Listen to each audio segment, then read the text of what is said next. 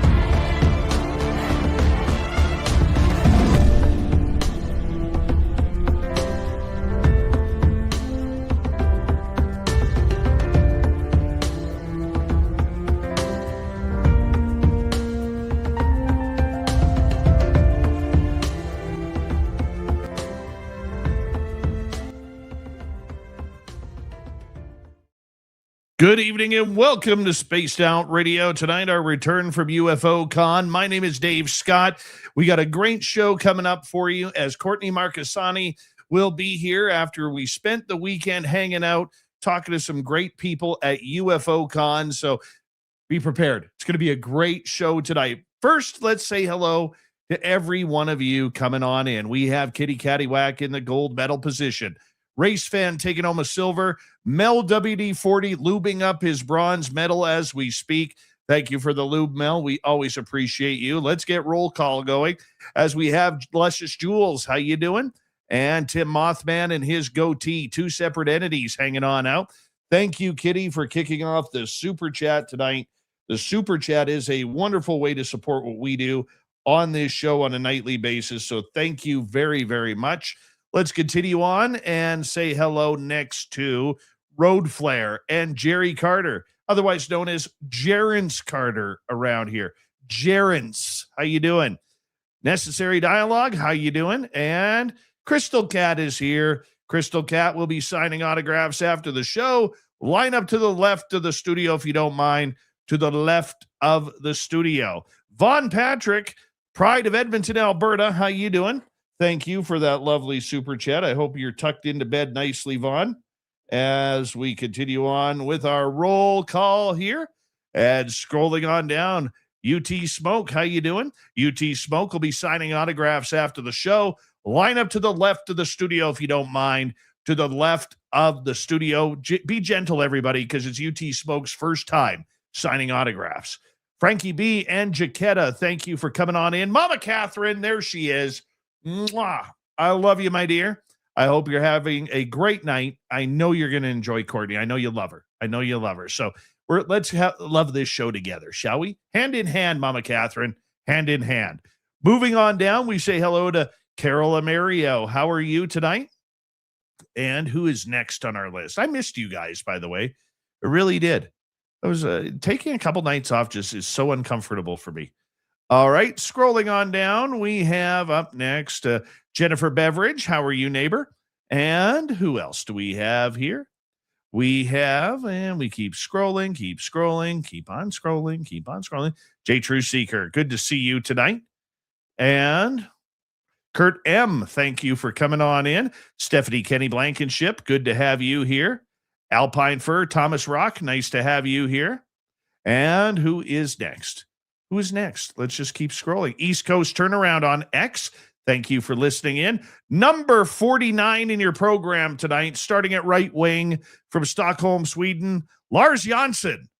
JSCO is here. JSCO will be signing autographs after the show as well. Line up to the right of the studio, if you don't mind, to the right of the studio. Al Garay over on Twitch. So excited to get Courtney back on the show that he literally bench pressed 5 UFOs from Area 51 times. All pumped up for tonight. Pam Harris, how you doing? Nice to see you. Paramarv, always a pleasure to have you here, my bud. and John Jackson, Whistling Mike. How you doing? And let's get the radio side going. Hello and welcome to the radio and podcast side of Spaced Out Radio tonight. My name is Dave Scott. Are whistleblowers in danger?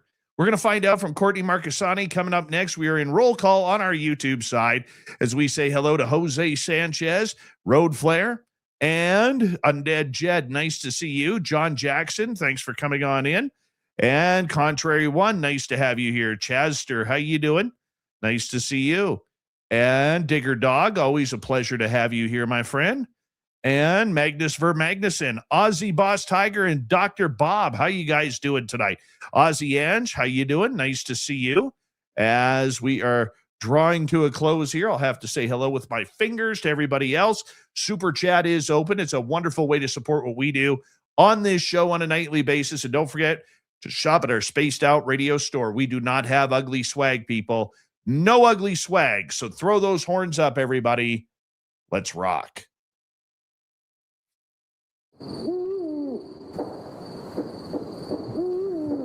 Are you ready to hear your mystic voice of the night? It's time to wake up. He's here. Shush. Be quiet. He's ready for you to listen. Let's point our ears towards the little cabin in the woods, where together, my friends, we own the night.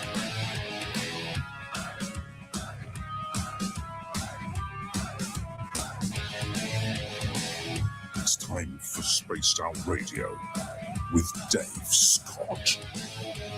From the mountains of central British Columbia to you listening around the world, this, my friends, is Spaced Out Radio. I am your host, Dave Scott, sitting in the captain's chair of SOR headquarters. We welcome you to tonight's show on our terrestrial affiliates around North America, digitally on every major podcast network. Our website, spacedoutradio.com. We have a plethora of features for you. Rock out Bumblefoot. Read the news wire. Check out our swag as well. You can follow us on X at Spaced Out Radio, Instagram at Spaced Out Radio Show, and on Patreon in the Space Travelers Club. Tonight's show is brought to you by Caribou Con. Go to cariboucon.com. Book a holiday September 18th through 20th right here in the heart of British Columbia for our only paranormal conference. We have an amazing show coming up tonight. We are going to learn about the dangers of whistleblowers and what they face and so much more. Courtney Marchesani will join us here momentarily for an exclusive interview on this. Then in hour number 3, Swamp Dweller will kick things off. We will then follow that up. It's usually Robin Haynes night, but Christian McLeod will be filling in as Robin is ailing tonight. So let's get right to it. I love it when Courtney is on. We just spent the weekend hanging out at UFO Con 2026 in San Francisco, California. And it was really nice to catch up with her, as Courtney Marchesani is a rising voice in the world of UFO and UAP research, known for her intuitive perspective and deep curiosity about the nature of extraterrestrial contact. Blending personal experiences with thoughtful investigation, she explores emotional, psychological, and spiritual dimensions of human interaction with non-human intelligence and the cover-ups that go along with that from the governmental side. Courtney has become a familiar name within the ufology community, contributing fresh insight from sources into how these encounters may be shaping consciousness, expanding our understanding of reality, and why this story keeps getting pushed under the rug. We're going to get into it with whistleblowers with her tonight. Courtney Marchesani, from somewhere unknown in California, after hiking the Big Sur. How you doing?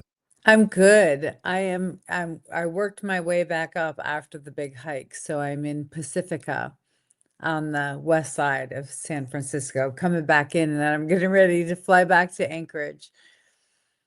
It was so great spending some time hanging out with you and Science Bob, and getting to talk with people like Robert Salas, as well as John Blitch and many others throughout the weekend. A big shout out to Jeff Selver, an experiencer from Vancouver, who's been on this show a couple of times. It was such a great weekend. You must be just so exhausted. Yeah, well, it was a great talk. It was nice listening to the other presenters. I got to listen to Marianne Robb and Dave Rich. That was really interesting. I got to listen to Michael Schratt. Michael Schratt's presentation was just literally like rock star performance for UFOs. I mean, he was representing so hard. Bob's presentation was incredible when he talked about all the updates on the science. So that was really fun listening to his talks and what he's into. So yeah, it was great. And it was nice hanging out with you and Bob and the SOR crew. It was really fun reconnecting and just having a bunch of joyful fun.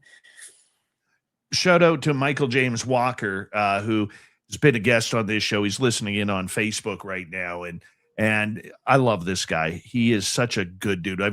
Met him a few years ago. Decided to bring him on as a guest because of his amazing ET contact experience, and we had a couple of good chats there. He had the booth that had all of those resin UFOs and little swords and necklaces and everything. Okay. Yeah, he just an amazing dude. Great hair too.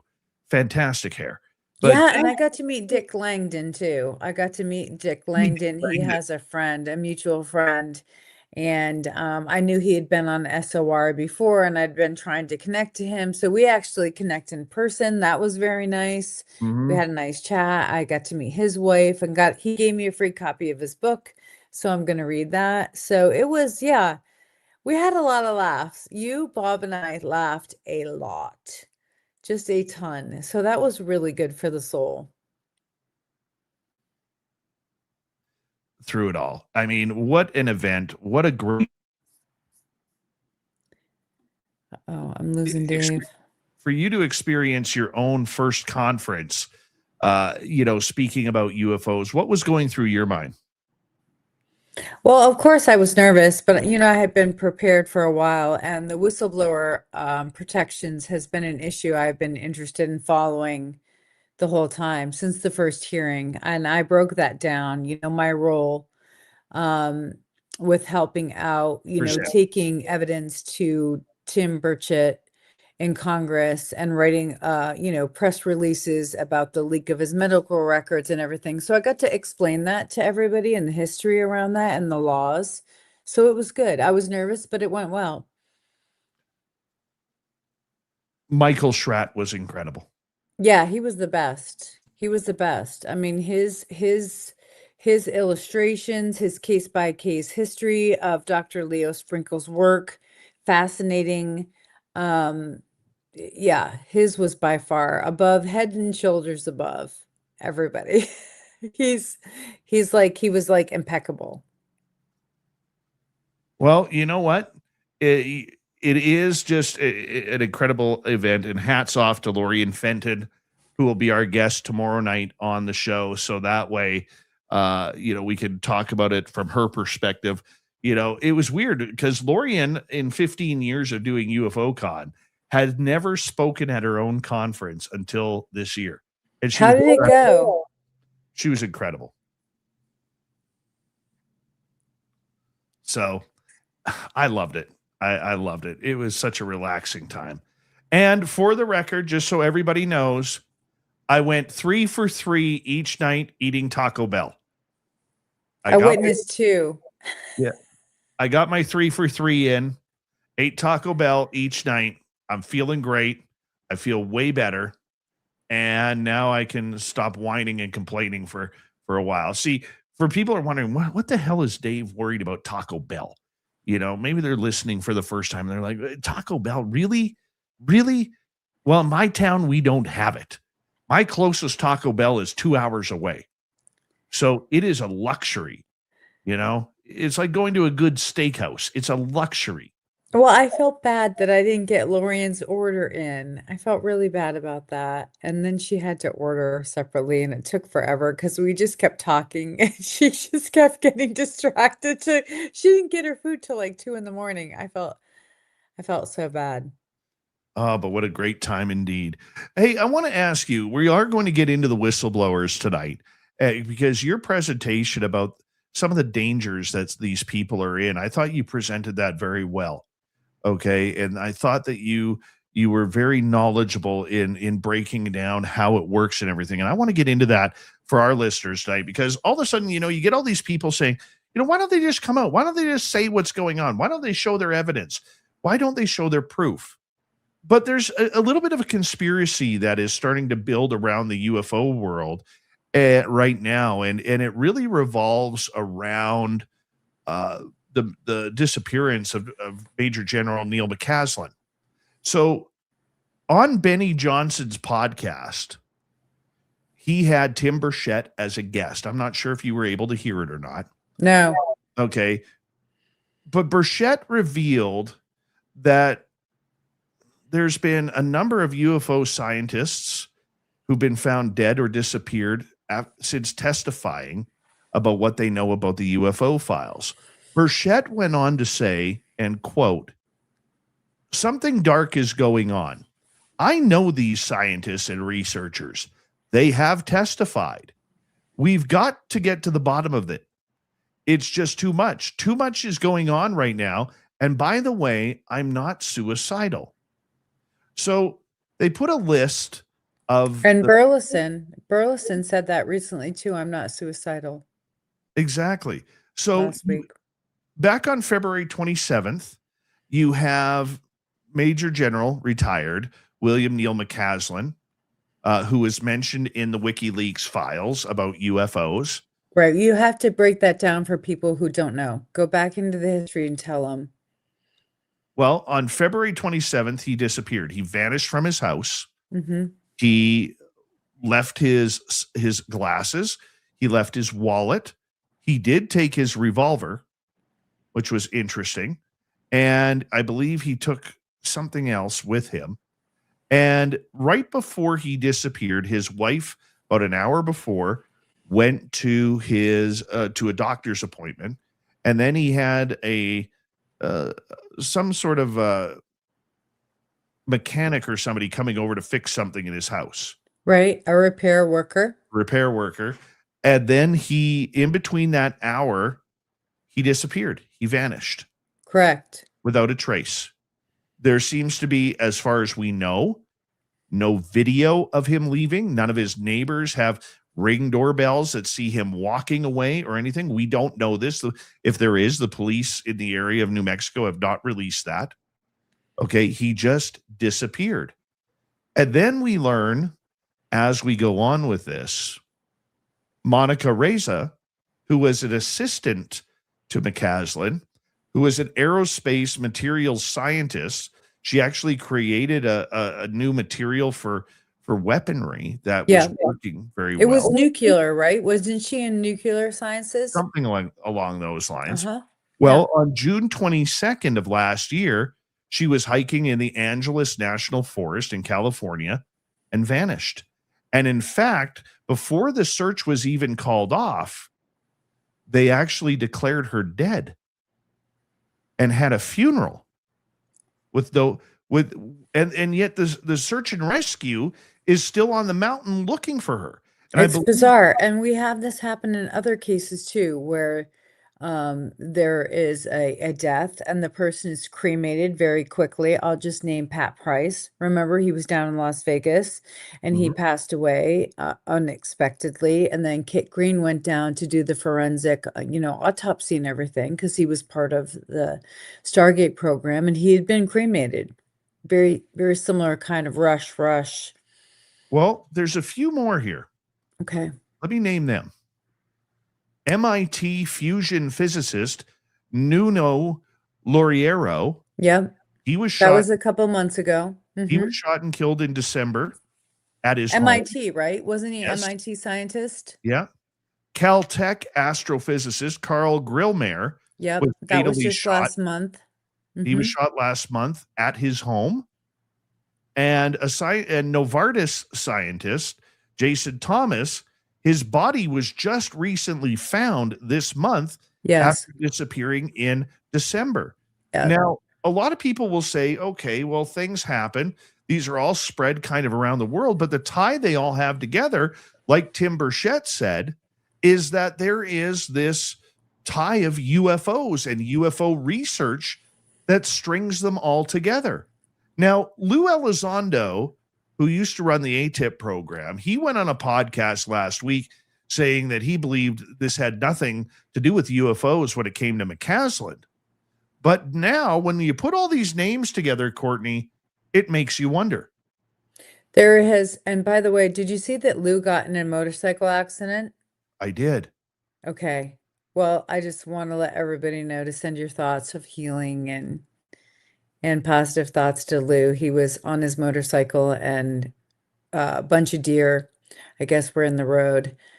And he put a photo of himself up, you know, in the hospital, in the whole gown and everything. And he's just got a road rash right over his face. So, but he said he thinks he's going to heal in time to do his book tour.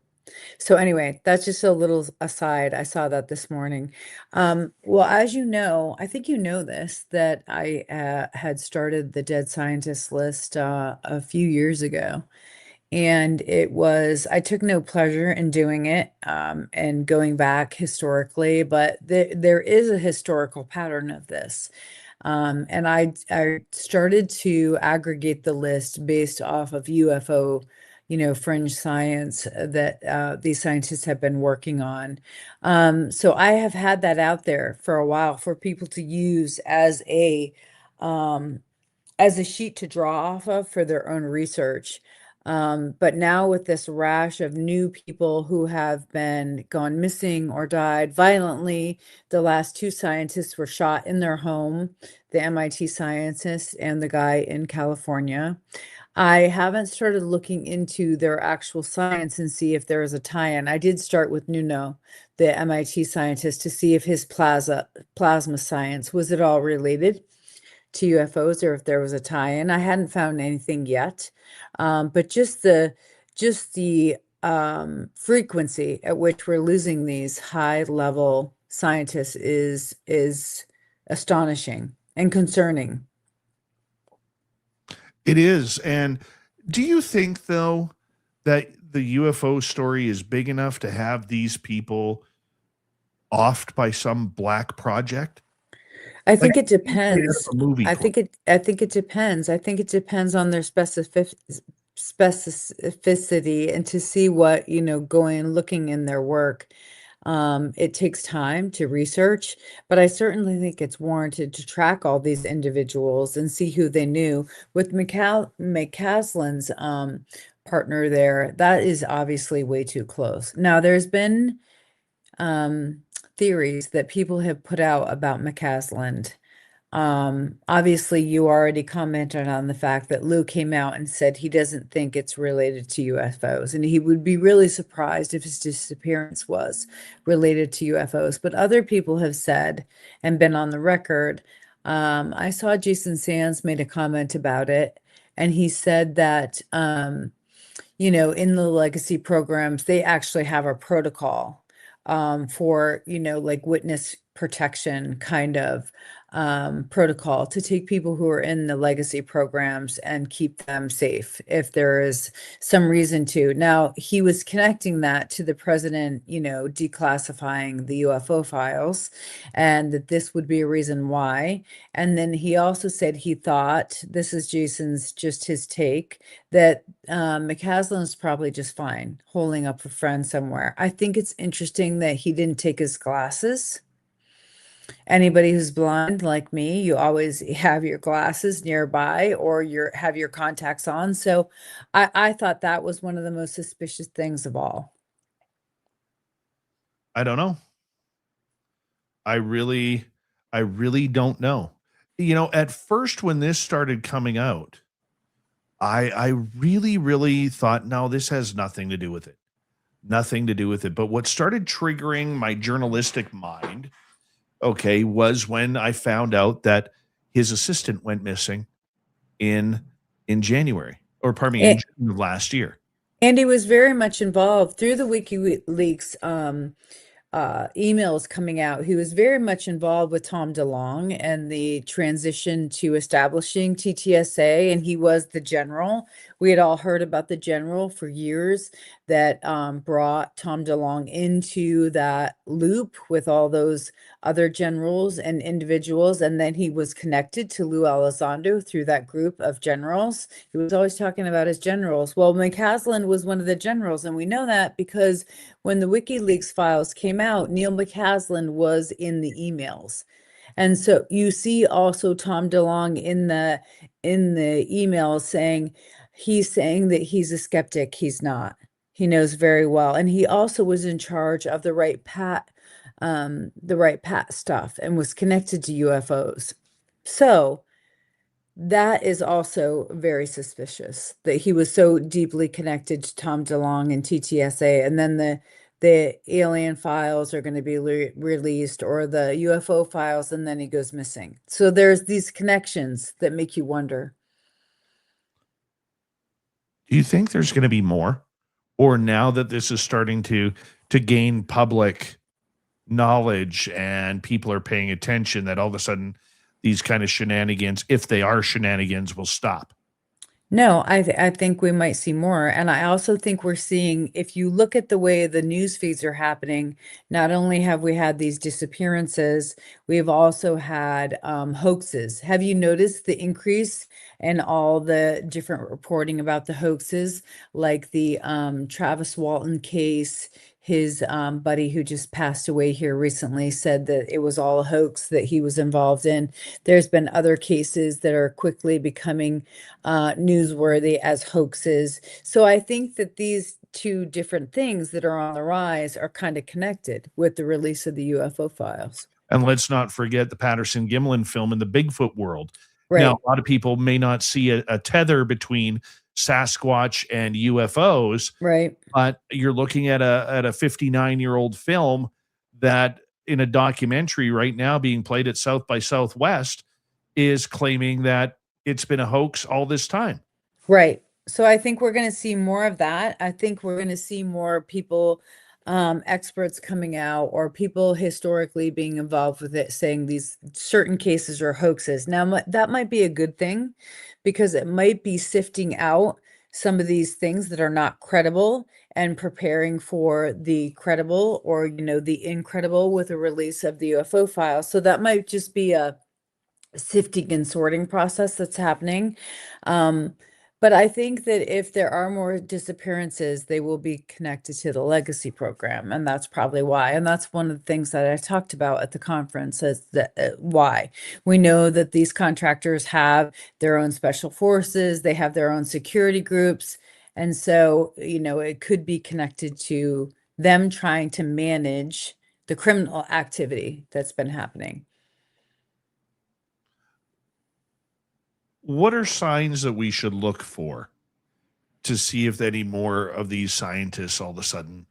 Well, there have been historical cases of military witnesses, scientists, government level people. I mean, it goes all the way back to the missing plates, all the way back to the Astronomical Society up in New England, where there have been cover-ups and scientists been involved.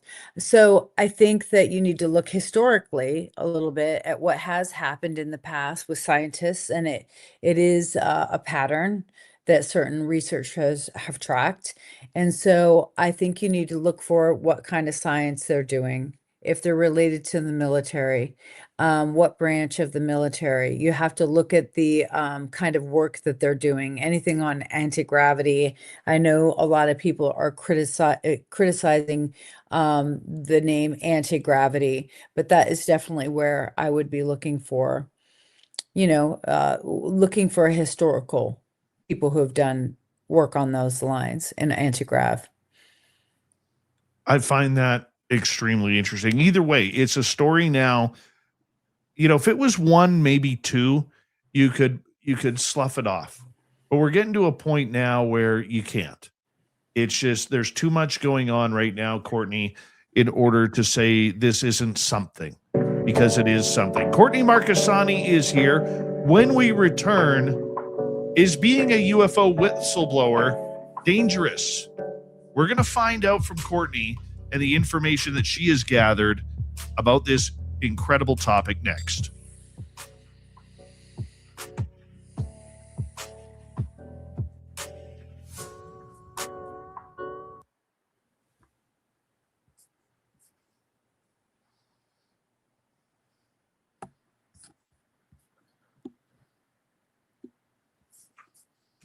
All right, we are clear. We are clear. Yes, Uncle Jimmy, little Jimmy Goodall is in the audience. The Hall of Famer, little Jimmy Goodall. We love you, buddy. I hear he's a good dancer too. Is that true? It is very true. He will shred the dance floor with you. I've seen it happen. Maybe at the next SOR fan party. Oh yeah. You gotta be careful of Uncle Jimmy. He will cut a rug. JMJ, how you doing? All right. Let's see here. Who else is here? Science Bob, thank you for the pair of super chats tonight. I love you, buddy. I already miss you. BMR, thank you. Von Patrick at Kitty Cattywhack, thank you very much as well. Let's see. Am I missing anybody here? Bolt RM, welcome to SOR chat. And I think I'm almost caught up. There we go. There we go. Now we are. Hate being behind. I hate being behind. Beelzebrad has a devil put aside for me. For me. For me. Love that name, Beelzebrad. Beelzebrad has good hair too. If you go to his Instagram, see he's got like long rock star hair. Did you like my joke about being compared to Leslie Keane and Steve Bassett, and if they had a dumb child? Oh yeah. Oh yeah. Steve Bassett was in the back. He was like, say that again. Say it in full. yeah, he was like, it's gonna take a while for me to get over that.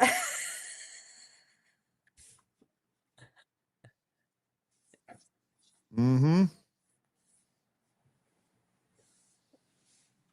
OnlyFans Marco, welcome. Says, don't forget Mel WD-40. He lubes up the chat. Keep the train running smooth. The social lubricant. Nice. Love the love for Mel WD-40. Shaman Code, welcome to SOR chat. Happy birthday to Rock and Rory. I don't know where you are. I don't think Rock and Rory's in the chat room. Dave, I heard you had a photo to release as well.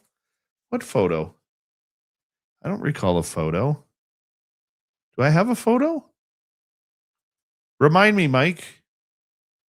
Oh, by the way, Whistling Mike actually made an hour appearance on Saturday at UFO Con in a 1 hour interview with Lori and Fenton, and they were great. One of you was released on your... Oh, that photo. Hold on. Let me see if I can find it here. Let me see if I can find it here. Where is it here? Oh, where is it? Why is it not here? I think it's what I was tagged in. Hold on. Let me find Paul Hynek here. Is that the one you're talking about? The Paul Hynek one?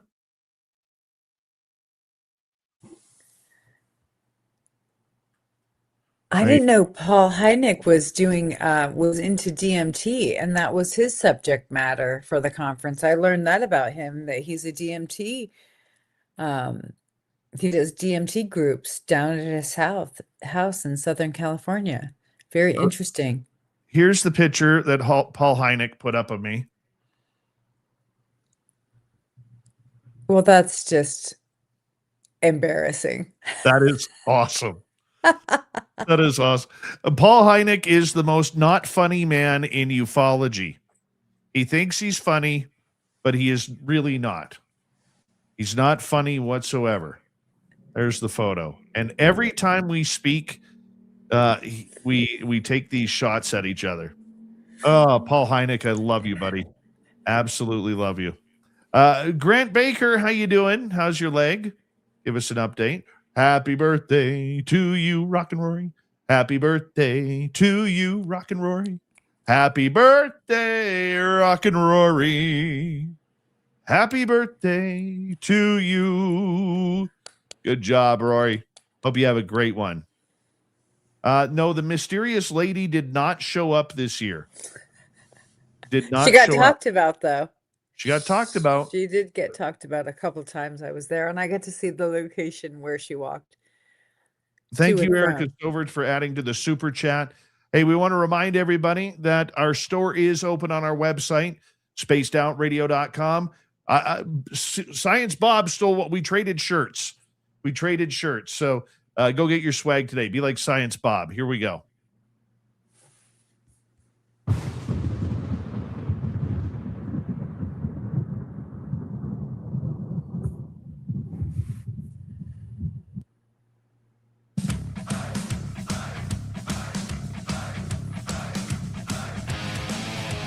Here we go with the second half hour of Spaced Out Radio tonight. My name is Dave Scott. We appreciate you tuning us on in as we get ready for more Courtney Marchesani right after this. Hey, we want to remind all of you that if you've missed portions of this show or others, you can always check out our free archives on YouTube or any major podcast network. Our website, spacedoutradio.com. We have a plethora of features for you. Rock out to Bumblefoot, read the news wire, check out our swag as well. You can follow us on X at Spaced Out Radio, Instagram at Spaced Out Radio Show, and on Patreon in the Space Travelers Club. Here we go. Courtney Marchesani hanging on out with us as we are going to get into whistleblowers here, because Courtney, you had some very impactful words when it came to the safety of whistleblowers. Are they in danger if these people come out and talk about UFOs? Yes. Yes, obviously, hands down, yes. I tracked the history through all the way back to the first hearing and, played the clip from where David Grush is saying yes, he was intimidated, harassed. He knows people who have been murdered. I included quotes when he talks about the 40 people that he witnessed or interviewed. Like 10 to 14 people were worried about wet works, which is murder. And it is a issue of deep concern for the whistleblowers. And Matthew Brown has talked about his house being broken into, his grandfather's ashes being brought out on the table, his wife's IDs, all her information being brought out to the table as a threat. So yes, definitely they're in danger. There's no doubt about it. What would cause that? What would cause threats, intimidation, harassment, blackmail, extortion? I think that it's been part of the huge effort with the all the congressional information, all the whistleblowers talking about what they have witnessed, and if it has anything to do with the legacy programs, it typically comes down to the illegality in the legacy programs, which means the long-running programs that have moved outside of Congress, they're being managed and controlled by contractors. And then contractors in this process have made it so that these programs through SAPs or unacknowledged waves, whatever, bigot lists, they've made it virtually impossible to get FOIA records on these programs. It's all been set up that way. So people who try to FOIA different programs cannot get the information out, and it's set up that way. David Grush had testified to the fact that IRAD monies were being misspent and potentially misappropriated in some things, making it illegal. That was during the first hearing. So there are reasons why it becomes dangerous when whistleblowers are reporting fraud, waste, and abuse at 5 times the level of like an audit, a federal audit. So it goes into the types of things they're reporting, how dangerous those things are. David Grush testified to the fact that there were back engineered craft and biologics. And those are 2 of the probably most dangerous things he could have testified to. Now, when David Grush came out, let's start with him for a moment here. We knew that immediately there would be some sort of retribution.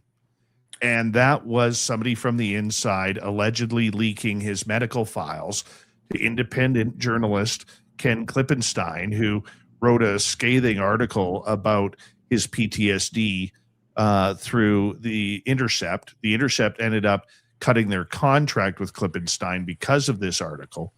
And, you know, the one thing in journalism that we were always taught was that you never, ever go after somebody's health records.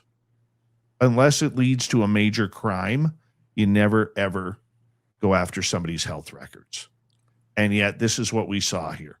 It was doubly insidious because he is a veteran, a combat veteran. He served as the UAP task force liaison to get,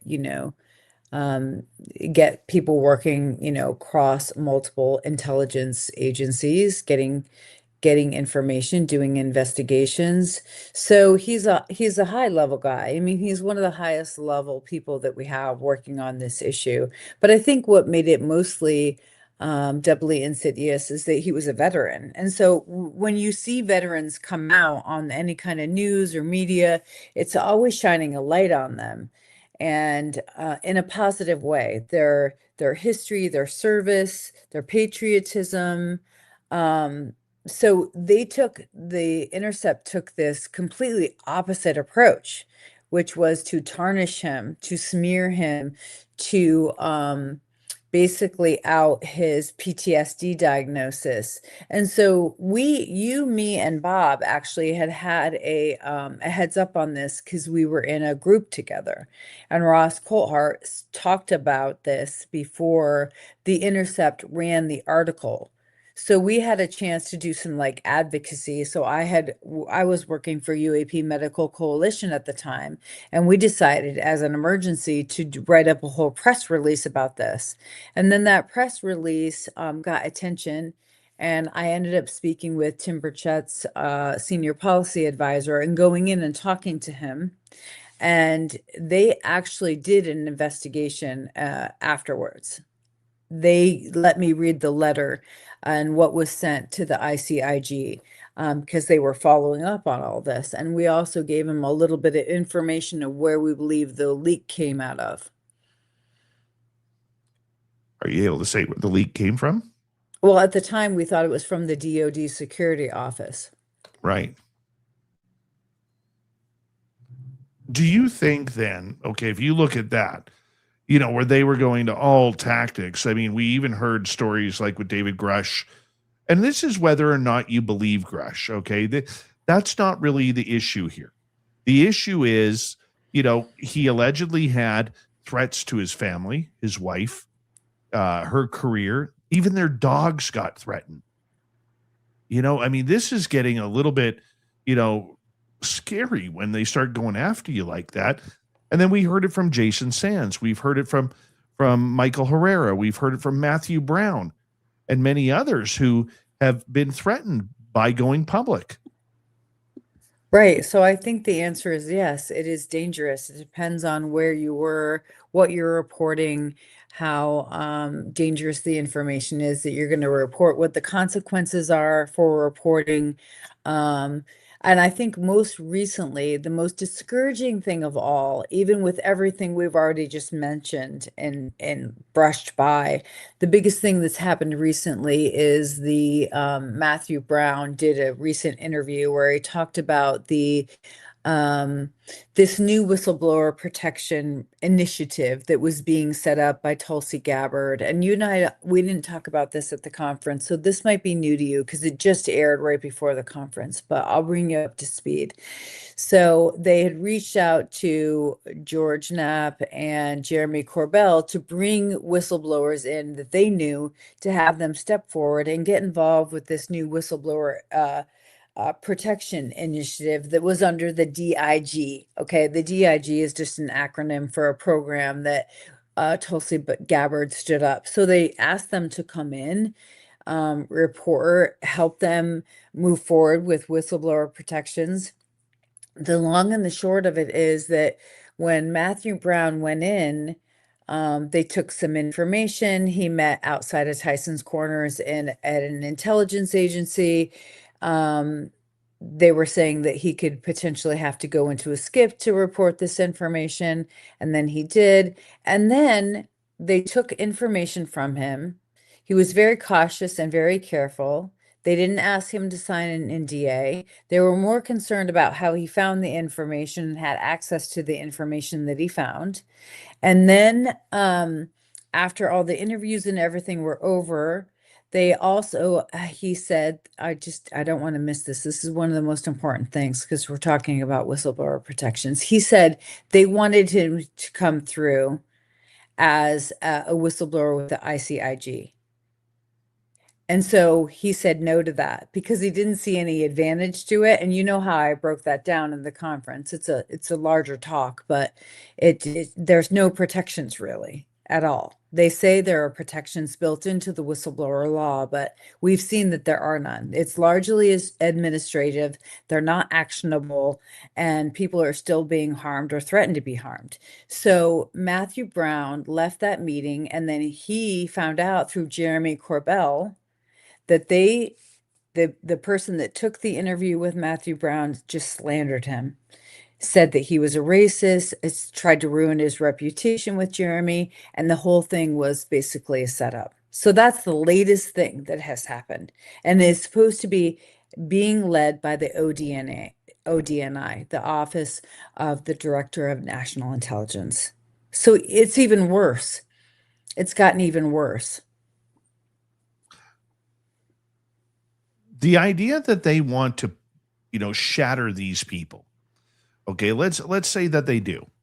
Okay, because we do have to work in hypotheticals with this. Right. Okay. Let's say they want to shatter these people's reputations. What are they afraid of shattering here? Like, what is the story that they are afraid of? Because a lot of these people just had encounters or experiences, unless they said something much differently, like David Grush did in a skiff, where they named names, they named places, locations, and everything juicy that we want to hear in the public.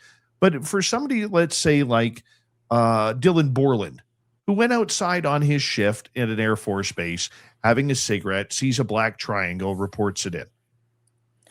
That gets even more complex with his case, because if you look at when he saw the object hovering over the entrance, the triangle, right? Oh, sorry, my light just turned on because I raised my hand. Anyway, I'll get a little bit more lighting. He actually came to work later in a SAP, but he was already a witness to something at a base. So his case gets a little more convoluted because over the course of his working in the military and then for a contractor, he had some overlap between being a witness and then going into an actual special access program later. So that's a hard one for me to answer. Try another one. Set me up, tee me up with a different one. His is a special case. Okay, take Whistling Mike's story. Whistling Mike, former guest. And for people who are not on the radio, you'll see him in our YouTube chat room hanging on out with us. I mean, this is somebody who gave his testimony, and he's wondering where it's going to go. How, where did he go wrong in mentioning what he saw? Well, as I understand it, he might have actual American tech, which would be a huge no-no, because especially if it's an advanced kind of technology, that would be a huge breach, right?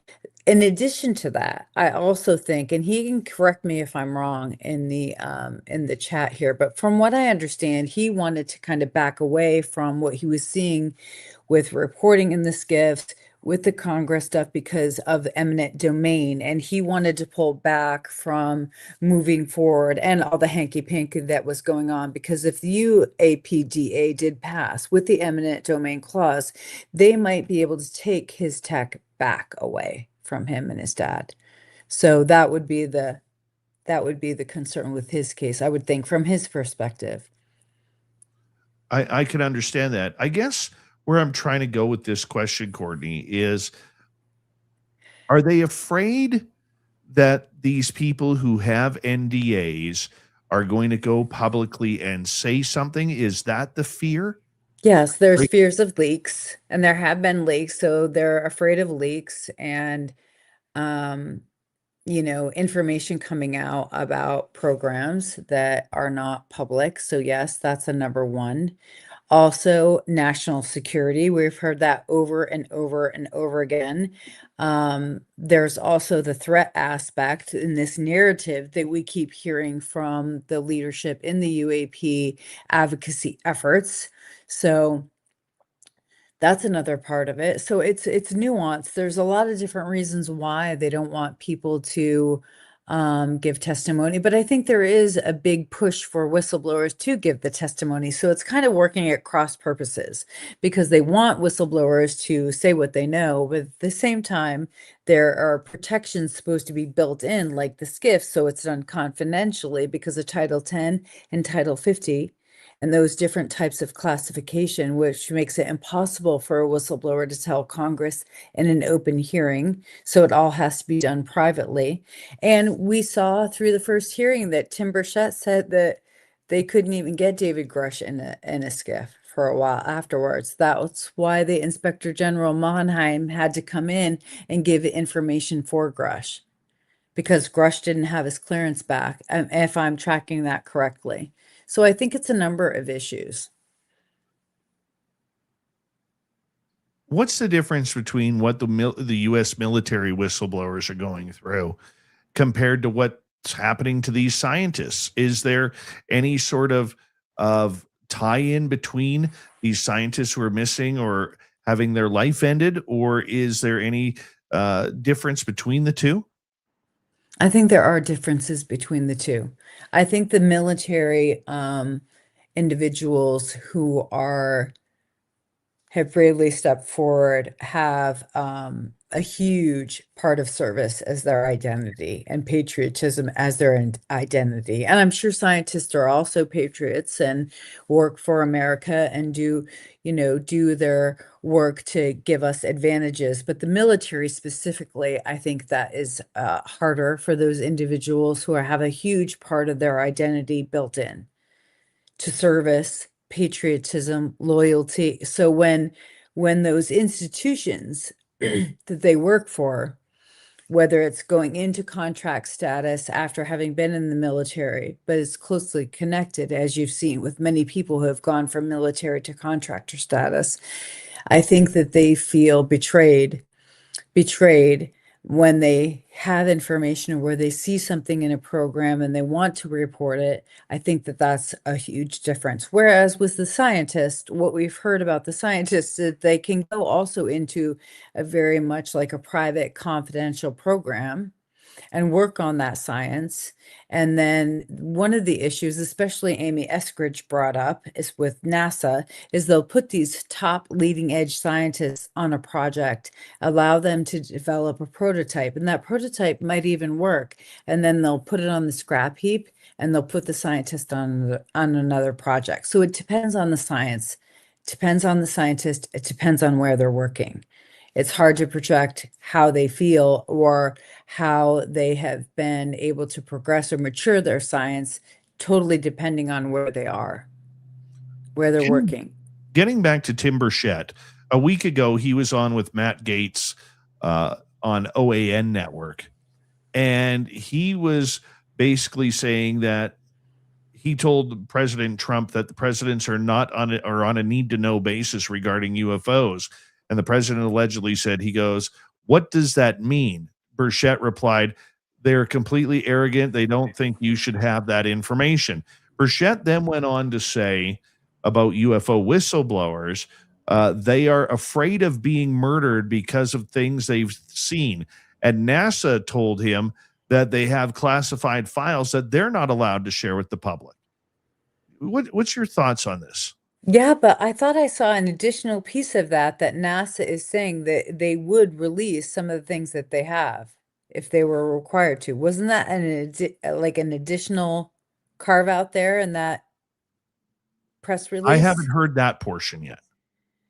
Okay, I thought I saw that. I'll have to go back and backtrack on it. But I thought it answered your what you've been saying the whole time, and I was kind of glad to see it that NASA came out on the record about that and said, "Yeah, we have stuff, but we can't share it." Weren't you? Weren't you like, "Yes, do I feel vindicated?" Well, I basically will never give NASA any credit until they actually do something about it, because I think they're the biggest liars and hoaxers in this entire UFO world. But that's just me. I thought it was at least good that they did a confirmation that they have Yeah. information and that they could if they I don't want to say sanctions because it's not like sanctions, but if they got approval, they would release it if required. I thought that was good. Well, I mean, hey, if they're willing to finally admit that they do have things that we know they have, but they don't want to admit that they have, then let's go for it. Let's rock Yeah, and roll. I'll be all for that. I'm not going to give them the yeah buts on that, but I mean, prove it. Prove it. exactly. At least they said, yes, we have information. We've been asked or blocked in releasing it in the past. So I think that was a step forward. We got 3.5 minutes to go before we have to go to break at the top of the hour. Courtney Marchesani is our guest. The dangers of being a whistleblower. If you were a whistleblower or a potential whistleblower, you were thinking about it, Courtney, would you go public? No, I wouldn't if I had a family. I would not. Matthew Brown said that. He said, I don't know how people with families live if they have to survive and support their family. I don't know how they're a whistleblower. And I think that's absolutely accurate. It's difficult. I guess the big loss in it, I mean, we think about the financial loss. You lose your clearance, you lose your credibility, you lose everything. But isn't this what AARO wanted to do? Isn't this what they asked for? Was people coming out telling them stories? Yeah, they did, but the way that they handled it and how they dismissed cases, how they took all of the information that whistleblowers came, put it on a back end of the AARO database, and then went through all of the fine-tooth parts of the investigation and how these people aren't credible. That was not done in good faith. They took down all the files, all the documents, and everything off their website. So yeah, they say that we don't have any back engineer craft and nobodies. They routinely say this, but the way that they have treated the people who have reported is the problem. So if somebody like yourself, knowing what you know, would not become a whistleblower, are there discussions going on behind the scenes, maybe on Discord or Signal or email trains that these guys or potential whistleblowers are talking about? You Yeah, know, there have been the whole time. There was a special whistleblower group just with DC people, and that was established a long time ago. And so there's the DC group, and then there's these splinter groups with the new guys have come out. So yeah, they're constantly in groups, and they have even come into other wider Discord groups to be available. So yeah, I think they help one another. I think you've heard that from Dylan and Matthew that they've had mentors, people have helped them. They're now helping other people. They're talking about that. They're also, Matthew Brown and Dylan Borland are also starting like an NGO style whistleblower organization, because one of the things that Matthew Brown said in that interview is like the executive branch is corrupted and the only thing we have left is the judicial branch. So they're going to go towards law as a way to elevate and make their efforts visible with the law. So we'll have to pay attention and see what happens with that NGO like organization they're standing up. when we get back from the break at the top of the hour, I want to get into AARO with you because we've heard these calls before from politicians, from congressional people, and even the UFO community that AARO, the all domain, what the hell is it? All domain Anomaly Research Office, Anomaly isn't that Research it? Organization. I always want to say something else, aeronautical. I don't know why I do, but I No, always, it's all domain anomaly yeah. or anomalous. I'll look it up. Anyways, there's a lot of people calling once again for this group to be disbanded. Okay, they're calling for the end of this group. They don't want it. They think they're crooked, and we got to get into that with Courtney Marchesani next on Spaced Out Radio. It's all UFOs tonight.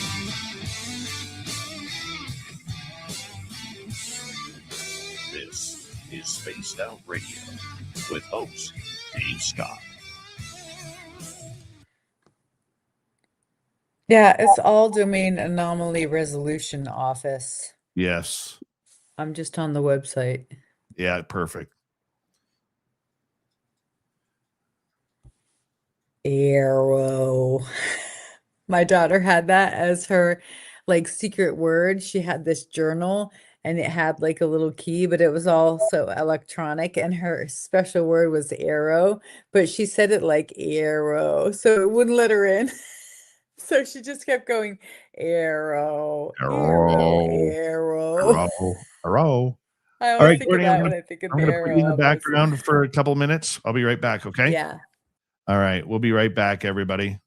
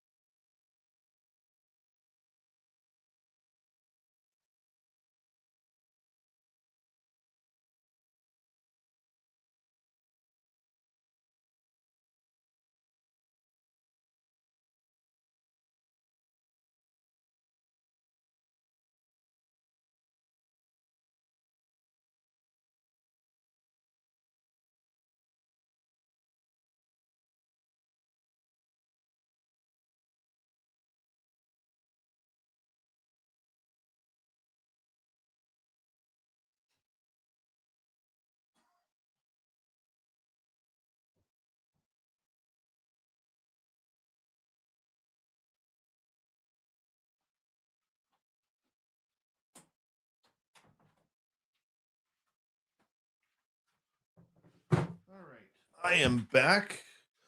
It's just under 2 minutes here. Take off the Caribou Con. Let's bring Courtney back. All right, there we go. Get you to unmute, Court. Or did I mute you? Oh, no, you muted yourself. Very cool. All right. Courtney, the painting behind you, is that done by Pusick? I'll have to go over and look. I am at a hotel, so I don't know. Dave But I is can- not in the restroom or getting a snack. Dave went out to check out the windstorm that is going on here. So if all of a sudden the show goes black, it's because my power went out. But so far, so good. Free your mind, how you doing? Nice to see you. Anybody else jump in here? I think we're good. Let's see if this is a Pusick.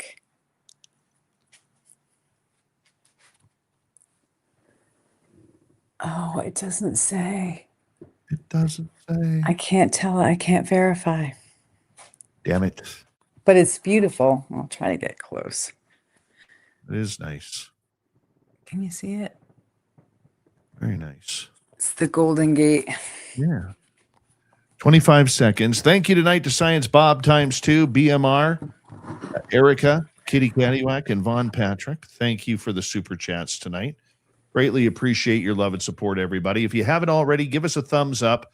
Robert Anthony, how you doing? It was great to see you this weekend. Captain K-Rod, it was great to see you this weekend at UFO Con. And here we go, everybody.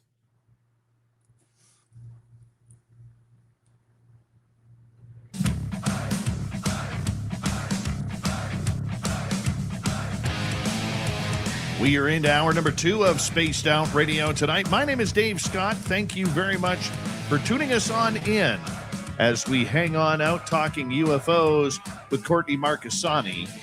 We want to say hello to everyone listening in on our terrestrial affiliates around North America, digitally on every major podcast network. Our website, spacedoutradio.com. We have a plethora of features for you. Rock out to Bumblefoot, read the news wire, check out our swag as well. You can follow us on X at Spaced Out Radio, Instagram at Spaced Out Radio Show, and on Patreon in the Space Travelers Club. The Desert Clam has set the password for tonight in the SOR Space Travelers Club. Jetatura. Jetatura is your password. Use it wisely, Space Travelers, as the Clam sets the password each and every night right here on Spaced Out Radio. Let's bring in Courtney Marchesani. Now, Courtney, we're going to discuss AARO. For people who don't know what AARO is, the All-Domain Anomaly Research Office is a U.S. Department of Defense office established in 2022 to investigate and analyze unidentified aerial phenomena or anomalous phenomena, whatever term you want to use, otherwise known as UAP, objects or events observed in the air, space, or underwater that cannot be immediately explained. It replaces other task forces. AARO's mission is to detect, identify, and mitigate potential threats to national security, particularly those involving advanced or unknown technologies. Yet there are people out there who say that AARO is not being very forthright, and both Tim Burchett and Anna Paulina Luna, congresspeople who are in the conspiracy club, they literally want it disbanded. What's your thoughts on all this going on? Well, I'm conflicted because AARO was set up to obviously, like you said, take over the UAP task force, and that that first effort that was put forth. So they migrated over to AARO, and everybody had high hopes for AARO at first, especially because Sean Kilpatrick had great history, technical knowledge, and they thought that he would drive forward and elevate it and make it more investigatory and make it better. But they've consistently said there are no back engineered craft, no alien bodies, no evidence of that at all. And David Grush didn't even go and meet with AARO. And we saw those emails and signal chats come out from Chris Mellon, trying to work essentially as a liaison between Sean Kirkpatrick and David Grush. So there was something wrong right from the beginning when David Grush obviously didn't feel like he could follow through with those meetings. So that was, I think, the first indication that something was wrong with AARO. And additionally, they have put out their first report. They need to put out a second. This is 8 months overdue now. There's no excuse. So I'm conflicted because we're paying for it. The taxpayers are paying for this. And it is supposed to be taking all these reports in. Chris Mellon said over 1,800 military reports have gone to AARO. And so I'm conflicted about it because I want us to get our money's worth and not lose a potential resource for UFO reporting to the government for them to investigate it and give us reports back. But I understand why Luna is saying this should definitively be dismantled. And the reason why she's saying that is because she's seeing stuff in the task force that we haven't seen. She's been going around briefing other members of Congress, showing them what they have seen in the task force and the secrets task force. So on those grounds, she has probably more reason to feel that way for us to defund AARO. But like I said, I'm conflicted about losing an actual office that was set up for UFO reporting. That would be a big loss, even though people don't like AARO. Well, let's go through it. I mean, we had OSAP, we had ATIP, we had OMSEG, or whatever it was. We've had UAPTF. We've had a number of these groups that, were predecessors to AARO.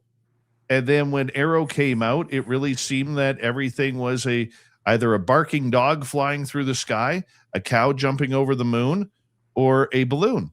I mean, it just seemed that it was nothing that we really wanted. And I'm not saying that all of that wasn't true, but it really seemed that they were, under Dr. Sean Kirkpatrick, that they were kind of secretive, almost a little bit standoffish regarding the topic. I mean, Kirkpatrick didn't do himself very many favors with his leadership style. I mean, let's go back to when him and Brandon Fugel, owner of Skinwalker Ranch, had a little bit of a tiff publicly, saying that Kirkpatrick was saying that he never met with people from Skinwalker Ranch, and yet there was a photo produced by Fugel that definitely shows a presentation being made and Kirkpatrick in the office when it was happening. So we know that things were going on. Oh, and let's not also forget that Matthew Brown has testified to the fact that he saw a written transcript between Sean Kirkpatrick and Marco Rubio and Senator Gillibrand and somebody else is in there talking about legacy program aspect involvement. And part of the job for AARO was that the director had to have no legacy knowledge of legacy program or any involvement. And right in the transcript, there's a mention of it. And Rubio is saying, what the heck is being done about this? And so Matthew Brown not only saw the secret war games document, discovered Immaculate Constellation, but he also saw that very important transcript that shows that Kirkpatrick did have knowledge or involvement with a potential legacy program. So it just goes to show you a little bit of like corruption that has been involved or covered up. That part of it was covered up, which is a conflict of interest, right? That's essentially what that would be, to have knowledge of that and then be the director of AARO, if that's true. For our listeners who may not understand, explain what you mean by the legacy programs. This is the 80-year-long cover-up that nobody who is a skeptic believes is true. But the people who have said that they have encountered it are Lou Elizondo, Jay Stratton. Jay Stratton was the head of the UAP task force. So that's a very important person coming out and saying a legacy program exists. there are other individuals who are like Matthew Brown are saying that he's seen evidence like the transcript that shows there are legacy programs. And these are essentially the programs that have been outside of congressional oversight going back 80 years. So science, technology, contractors that have been essentially compartmentalizing these different programs and using IRAD money, research and development money from the government, taking that money and putting it into their contracts that they have established with the government. And then in that process, that's where the legacy programs are being funded. And that means back engineered crafts and, these various other science and technology programs that are very advanced. And that's how they've been able to hide it. So that's the sketch.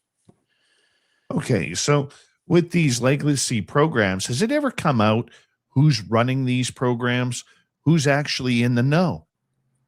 It's the contractors, and they're called the military industrial complex, like Lockheed Martin, Northrop Grumman, Boeing. There's other companies that have been listed, Bell, and you have to go and do the work and research into looking at, like, for example, Boeing developed Phantom Works, and that was supposedly be like a high-level ARV that came out from their work. Lockheed Skunk Works, Tom DeLonge talked about meeting the guy within Lockheed Skunk Works. We know Ben Rich in the past said that we've developed this technology and we can send ET home. So these are the various contractors, and there's a deeper bench of them. Those are the top ones that are always discussed. I like this question right here from Super Crazy. If you were a billionaire, Courtney, with knowledge of legacy programs, would you consider becoming a whistleblower? If I was a billionaire with knowledge of legacy programs, as I said before, I think it really would depend more on the safety of the people that I love. I've been through this before recently where I've had knowledge of something that was deeply illegal, corrupt, and I actually chose to speak about it and air it out in public, but it wasn't without a large boomerang effect that came back on me. So I have actually faced some intimidation, harassment, and threat for that reason, but I probably wouldn't if it meant my family was going to be affected. That's a real thing. And I think that in new whistleblower protections, they should include the families of the whistleblowers in those protections. That's one of the things I would recommend in the adoption of new whistleblower protections. Protect the families. Well, this also sidebars into the idea that Mark Christopher Lee, the UK documentarian, his source was allegedly Robert Bigelow, the Nevada billionaire who seems to be a little bit upset that his name got brought out on this. Christopher Mark Lee was at Cannes last year at the film festival, debuting his film, Aliens versus God. And he said that one of his sources on this big speech that President Trump is writing for July 9th, that he met this individual at Cannes. They were talking about his film. This is somebody that everybody would know, very high level. And so he had heard from this individual that it's going to be a speech and disclosure. And so he took a lot of guff for this. And then finally he didn't name, but his interviewer named Robert Bigelow. And so the reason why he named it is because he had this conversation with a woman who knows Bigelow, and it was very similar. The story was very similar. And she gave this interview host screenshots that say from Robert Bigelow, I've talked with the president, I'm advising for a soft disclosure. So he brought that out to Christopher Mark Lee. He saw it and was like, that's amazing. He didn't confirm it was Bigelow, but at the end of the interview, he said, you may be right about that. He also had another source, somebody who came out of the Hill in DC and said that pretty much the exact same thing and gave him all this information. then ghosted him when he went public with the fact that he'd been told by two sources that the speech was being prepared for July 9th, which is the anniversary of Roswell, right? It will be July 8th. Yes. So I guess what I'm saying is when we look at, say, Robert Bigelow or Brandon Fugel for that matter, they're quirky. They are quirky in what they want to know. They are quirky about what they let out, what they don't let out. I mean, you have to think that in order to do what they do, there has to be some very, very deep secrets that they know that they just can't be public about. Yeah, absolutely. And I'm sure they've had to sign their own. Remember Brandon Frugal went to DC. Remember he's being photographed at the table with all these science and tech individuals talking about Skin Rock Ranch, and they caught Sean Kirkpatrick on the one photo because Sean Kirkpatrick said he was never involved with that program, never met anybody, and they released the photo of him being in the room with them, and he didn't look too happy about it either. But if you're a billionaire and you have that freedom, I still think that they could potentially put themselves in harm's way. So my answer would remain the same. And I think that sometimes they do have to keep things secret. I think Bob Bigelow is probably one of the most forward thinking and one of the most open. And even though he shields what he says, kind of parable like they're here with us, they're already here. I think he's the one that's gone out the most on the limb. I haven't really seen Brandon Frugal go out that far on the limb, although he does. He is a truth teller. I will say that. So getting back to AARO, as we got about 8 minutes to go, Courtney Marchesani is our guest tonight on Spaced Out Radio. Do you see another group being formed? Do you see them actually winning in the idea, they being Congress, winning in the idea of shutting down AARO and restarting from scratch all over again?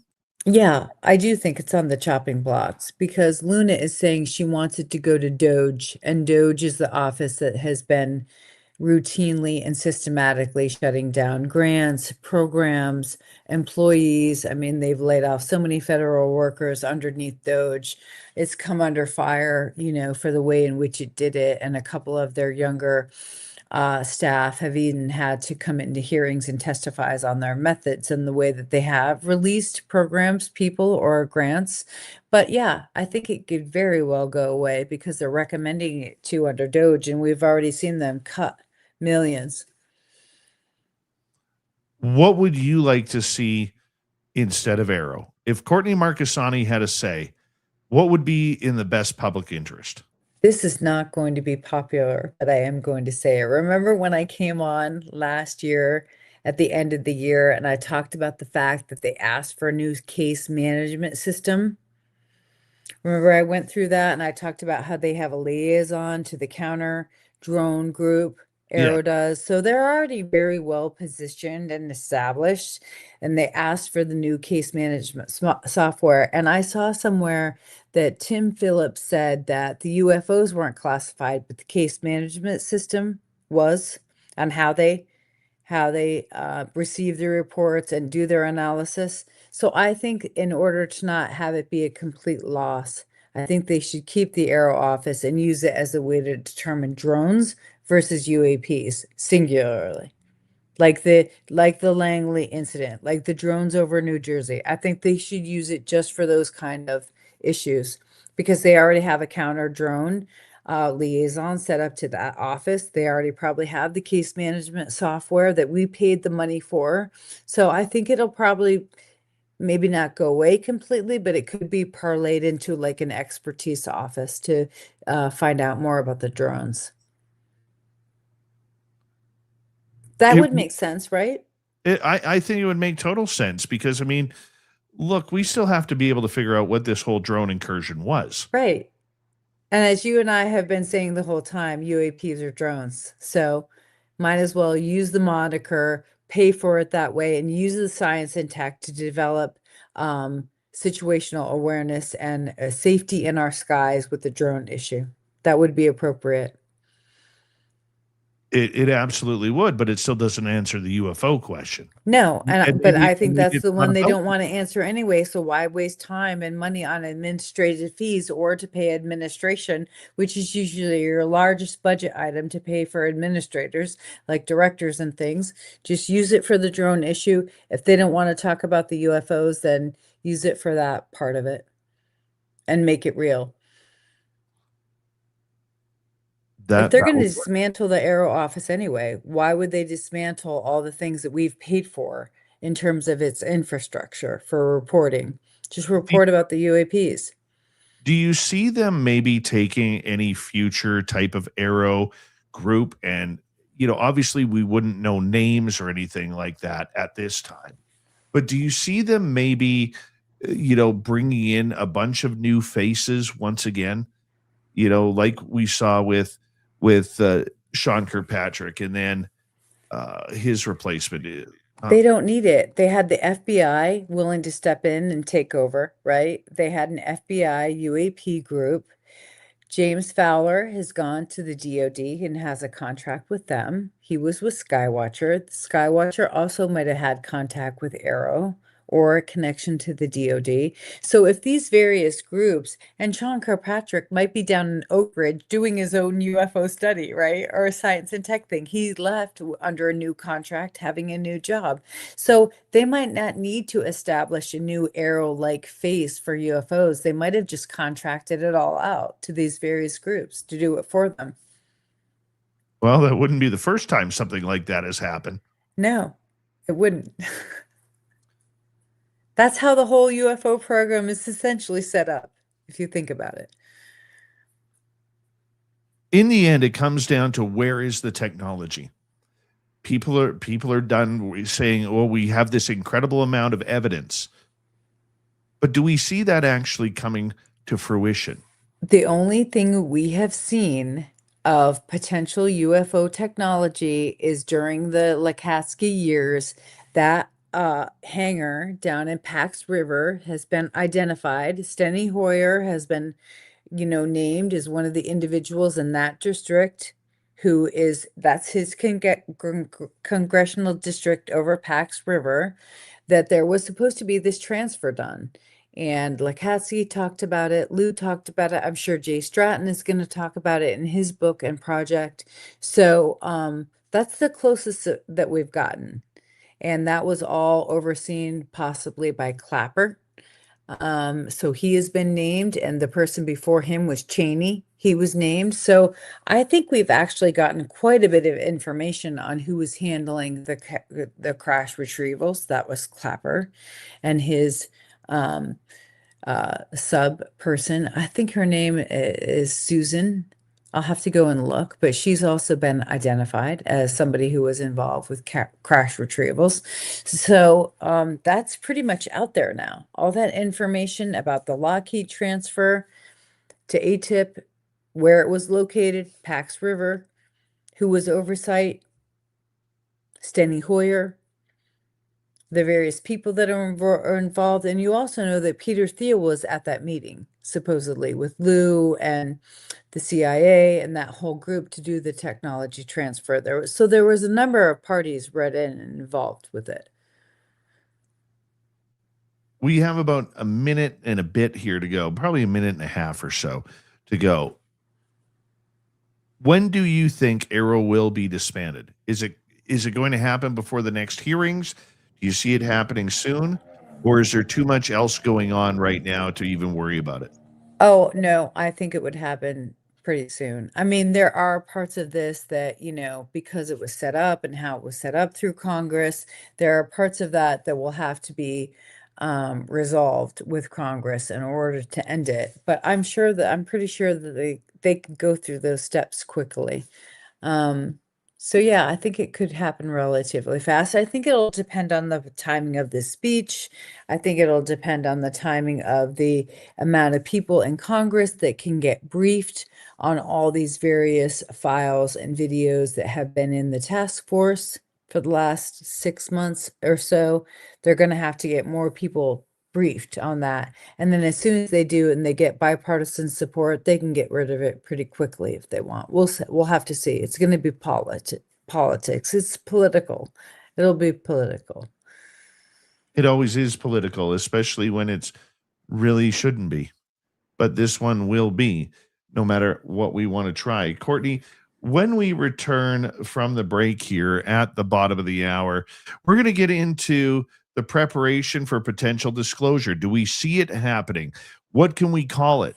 As you know, President Donald Trump has issued his statement. He wants the files out. We've also seen aliens.gov come up. And yeah, it's going to be a website. What will be on it? We'll ask Courtney next on Spaced Out Radio.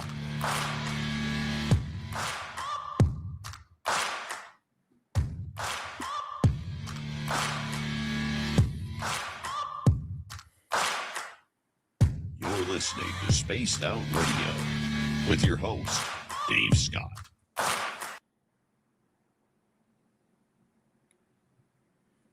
I'm trying not to laugh here. About the blue balls? Steve Bassett holding the Guinness Book of World Records. Yeah.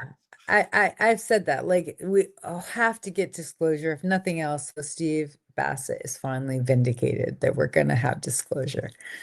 Steve Bassett reminds me of a Toronto Maple Leafs fan. It's coming. That Stanley Cup is coming. This is our year. This is the one. This is how it's going to be. I can feel it. All the fingers are pointing that way. Oh, that's too funny. Oh, yeah. Oh, yeah.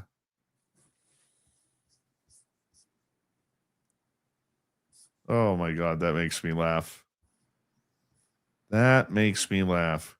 I can see the cryptid guy in the background hanging on out. I tell you, any time, Courtney, you get to interview someone who looks like this, it's worth it. It is totally worth it. Who is that? That is my good friend Christian McLeod. Okay.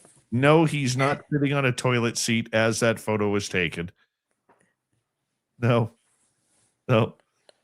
Best picture I ever took right there. He's looking, he's giving you the side eye. That is Oh, literally, he should be like the description photo for side eye. Oh, yeah. Yeah. Yeah. He's laughing in the background. Oh my gosh. Shaking I his- hope so. I hope so. Uh-huh. That's my Paul Hynek moment. Susan Alloway, how are you?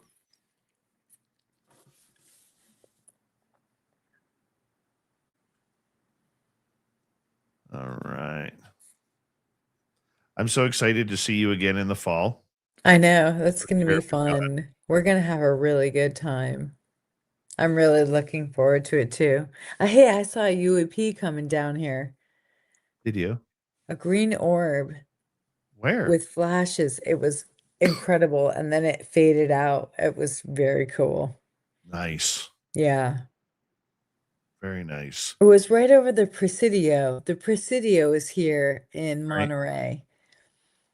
And I came down to Monterey and stayed in Monterey the first night. So yeah, it was wild. And then I've had a bunch of really cool synchronicities. I mean, it goes even beyond that. I don't think it was the UFO causing it. I was already having the high vibes up at the conference. So it just kept going. Excuse me. Sorry about that.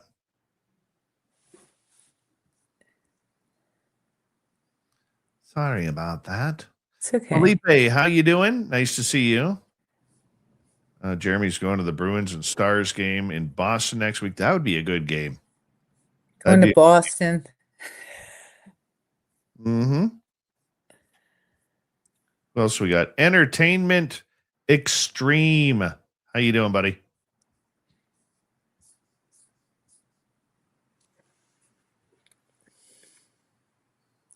We have to tell everybody that you keep accusing me of having gas in my hotel room at night and vibrating the wall with it, which is so crude of you. I was keeping that quiet. You're the one who just brought it up. I had to out you. I have to out you. Courtney and I had rooms side by side, We and shared a I'm getting wall. ready for bed. I'm taking my makeup off, right? And all of a sudden, from her bathroom, which is adjacent to mine through a thin wall, I hear her break wind right through the wall. It was the drain in the bathtub. I couldn't sleep, so I was trying to take a bath, and the drain was broken. You ripped ass twice, Courtney. I wasn't. I Ripped ass wasn't. twice. It was the bathroom drain. Uh-huh. Sure. I Sure. swear to God. I And swear Bob to was on the God. 7th floor and he heard it. I swear to God. It was the bathroom drain. I knew that you could hear me. That was the problem. I was like trying to do it gently, and then I dropped it once, and it was so loud. It was Oh horrible. my gosh. My gosh. Oh, it was horrible. That was hilarious. B. Arthur is here. B. Arthur from the Paranormal Portal, Brent Thomas. He'll be at Caribou Con too. Looking good, B. Thank you tonight to Erica, Science Bob ×2, Kitty Cattywhack, Von Patrick, and BMR for the super chats. Don't forget, if you haven't already, we try and get to 11 thumbs up. We only want 11 thumbs up tonight. No, I'm kidding. We want 100. Help us get there. Hi, Silent Listen. Here we go.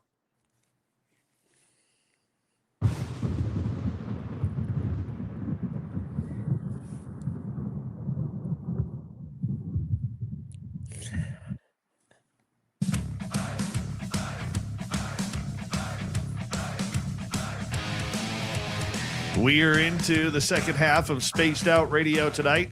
My name is Dave Scott. We appreciate you tuning us on in as we bring in Courtney Marchesani. And Courtney, we're going to talk some UFO disclosure here, because ever since President Donald Trump said he was going to release the files, we've had things in Iran heat up and all around the world heat up.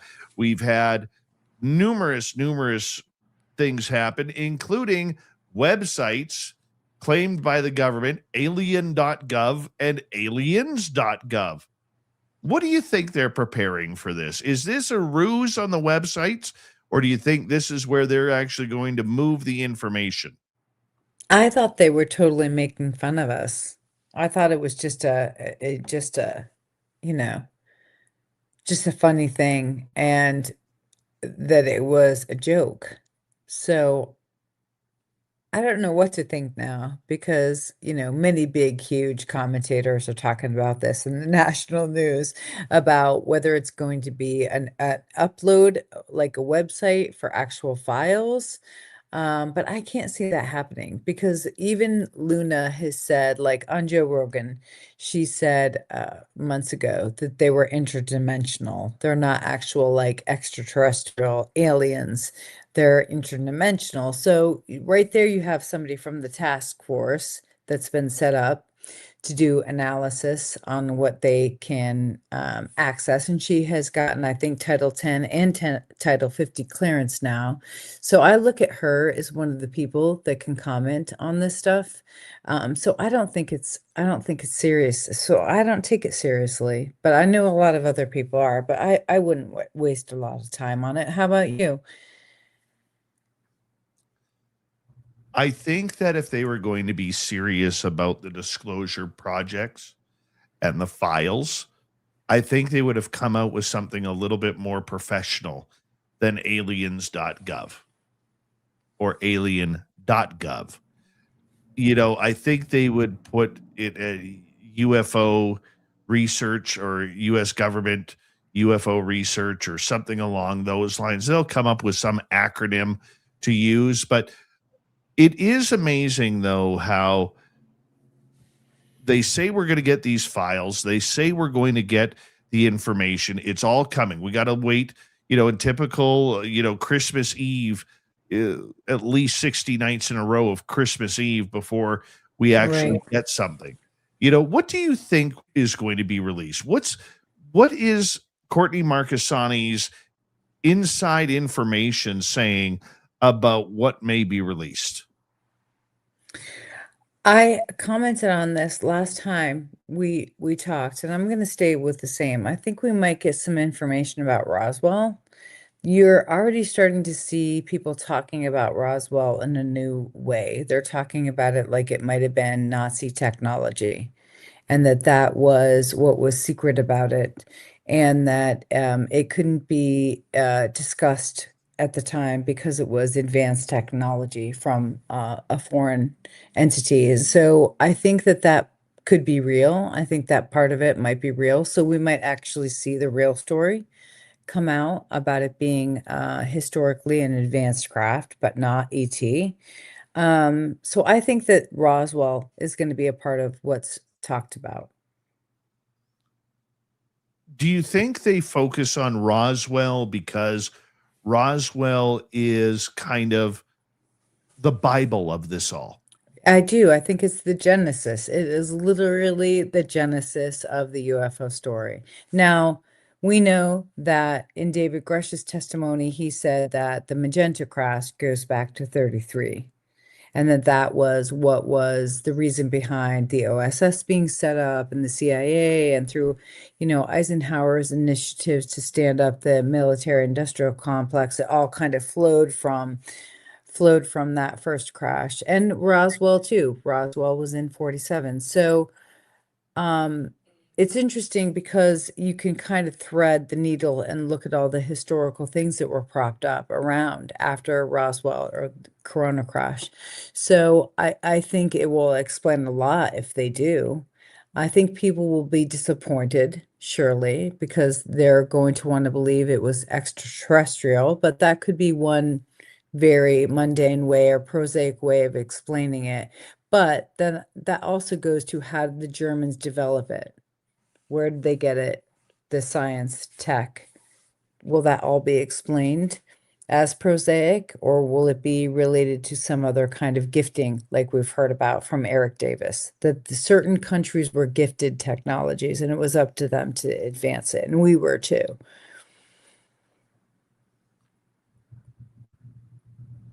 Do you see a lot of the paperwork coming through with information? Or are you like me, where you think right now might be a good time to buy stock in Sharpie pens because so much of it's going to be blacked out and redacted? I think that it will be at the status quo, that it's all going to be pretty much redacted. But I think that there are going to be, from the task force specifically, I think there are going to be some new videos. We've heard about videos that they saw that were life-changing. Burchett, Luna, who else was in there? Moskowitz was in there. They had a briefing after Grush's hearing where they had seen videos. We had heard this from Matt Laszlo. We had heard it from some other podcasters, and they said that they had ontological shock because what they saw was not anything human or of this world. So I think we will get some of those videos that they have seen because other Congress members are being briefed. So I think it's going to be a mix of videos and documentation and Roswell. That's my guess. When you talk about these alleged videos that gave them ontological shock, to me, when I hear them say that, my first inclination is those are videos we're never going to see. Those are videos we're never going to get our hands on as humans. If if Luna and Moskowitz and Burchett were able to see them, and now they're talking about briefing other people in Congress outside of their caucus or task force group, what are those people seeing? The other people being briefed on in Congress? What's your guess if it's not the videos that they've seen? Well, I mean, look, we heard forever about the extended video of the Tic Tac. That never came out, and everybody was in ontological shock about that. I'm just saying that there is a pattern here of the BS, shall we say, politely. Obstruction. Yeah, it's obstructionism. They're obstructing. Yeah. So, they could sit here and say that, but whether or not we get it is a completely different topic. And what do those videos incur? Do they show landings with beings coming out? Are they just little more dots in the sky, or vehicles blanking out that, some people believe is our own technology anyways? There'll be things that we've seen already that have come out from they'll be very similar to what we've already seen come out, like the gimbal, like the Tic Tac. That's my guess. They'll be very similar, like what we already have, and they'll be unexplainable. The skeptics will, like Mick West, will come in and say, oh, that's a lens flare, or that's a balloon, or that's what he does. But other people who are experts will say there's no thermal exhaust, there's no possible way. Look at the speeds that they're going at. I mean, some of our scientists, like Kevin Knuth, have gotten the actual speed down to a science. So we have some of our best people looking into this, but I think that we'll see new renditions of the old, newer, different conflicts, maybe nuclear sites. That would be my guess. So when we all start to put this together, as we look what to look forward to, or what we should be looking forward to, whether it's the disclosure movement, whether it's AARO, whether it's safety of whistleblowers, where do you think we see things going in the next little bit here? Because in the end, this is going to be a story one way or another. But where does at one point there has to be a climax of this all? Are we all? And yeah, I can tell you right now, the UAPDA is going under another round of revisions for whistleblower protections. That is happening. It won't be put up for the floor this year, but it will be for next year. So there is a plan moving forward. You've heard Gary Nolan say, okay, we failed with the UAPDA twice. Now we need to go to plan B, and plan B is academia, right? That's their plan B strategy, is to get as many people in academia doing papers, doing classes in colleges, and to doing research. So that's their plan B strategy. So we're obviously going to see more college classes, more research studies, more science out of academia. And then I think 3, yes, I had heard there was from Burleson's office going to be another hearing. There's another whistleblower already talking to them, getting ready to come forward. And Burleson said, we're going to have a hearing when the time is right. I think what they're trying to do in the meantime is get as many hands on deck, pushing since the president has come out and said, I'm going to have Hegseth look into this issue because of this interest and move this forward. So I think in the meantime, the hearing might get pushed back while all hands on deck are going to try to push for the disclosure of the files. And the task force, I'm thinking, is not going to let them off the hook, because they have some things that they're saying are undeniable. Well, let's just hope that those things actually come out. Yeah, I think they will. And I think the reason why they will is because that group, that task force group, has already been responsible for releasing like the Epstein documents. So there's already been a precedent set of something that was pretty much off limits, pretty much taboo, and that got released. So UFOs is part of that special task force. Remember, it was JFK, it was UFOs, it was MLK, and Epstein was in there. So it's possible. Let's see if there's any audience questions here for you. We have one. It's a little bit off topic, but we'll go to it. Jose is asking, have you ever heard of a UFO sighting where at one point it's bright orange color dimmed, and then it appeared to have a tunnel going through it afterwards, returning to its bright orange orb color? Yes, that did happen. There was a very popular case where they had a portal. I think it was in Skinwalker. It was in the Skinwalker footage, season 1, I believe, where they had a portal show up inside an orb. Season 1 or season 2. Yes, that has happened. Yeah. I recall that. Yeah. It's our lone question. Okay. Our lone question for right now.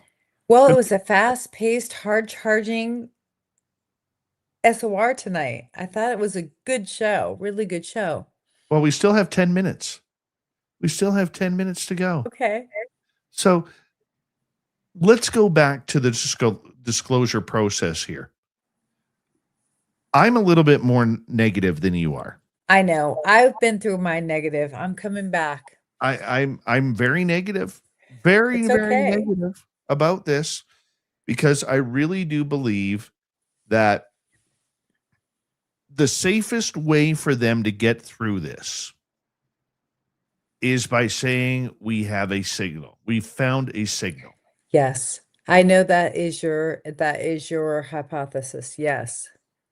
So my Can't question, be ruled out. I'm sorry. It can't be ruled out. That's where I think that we cannot go that deep into this, Courtney. We just can't, because I believe that deep down in that UFO Pandora's box at the Pentagon, I do believe that there are names. And I'm not saying just people in government.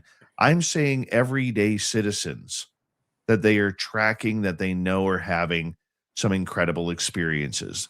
Maybe for everybody who, whether you believe Chris Bledsoe or don't believe Chris Bledsoe, there are people, tons of people like Chris Bledsoe, who can summon in the UFOs at any time they want.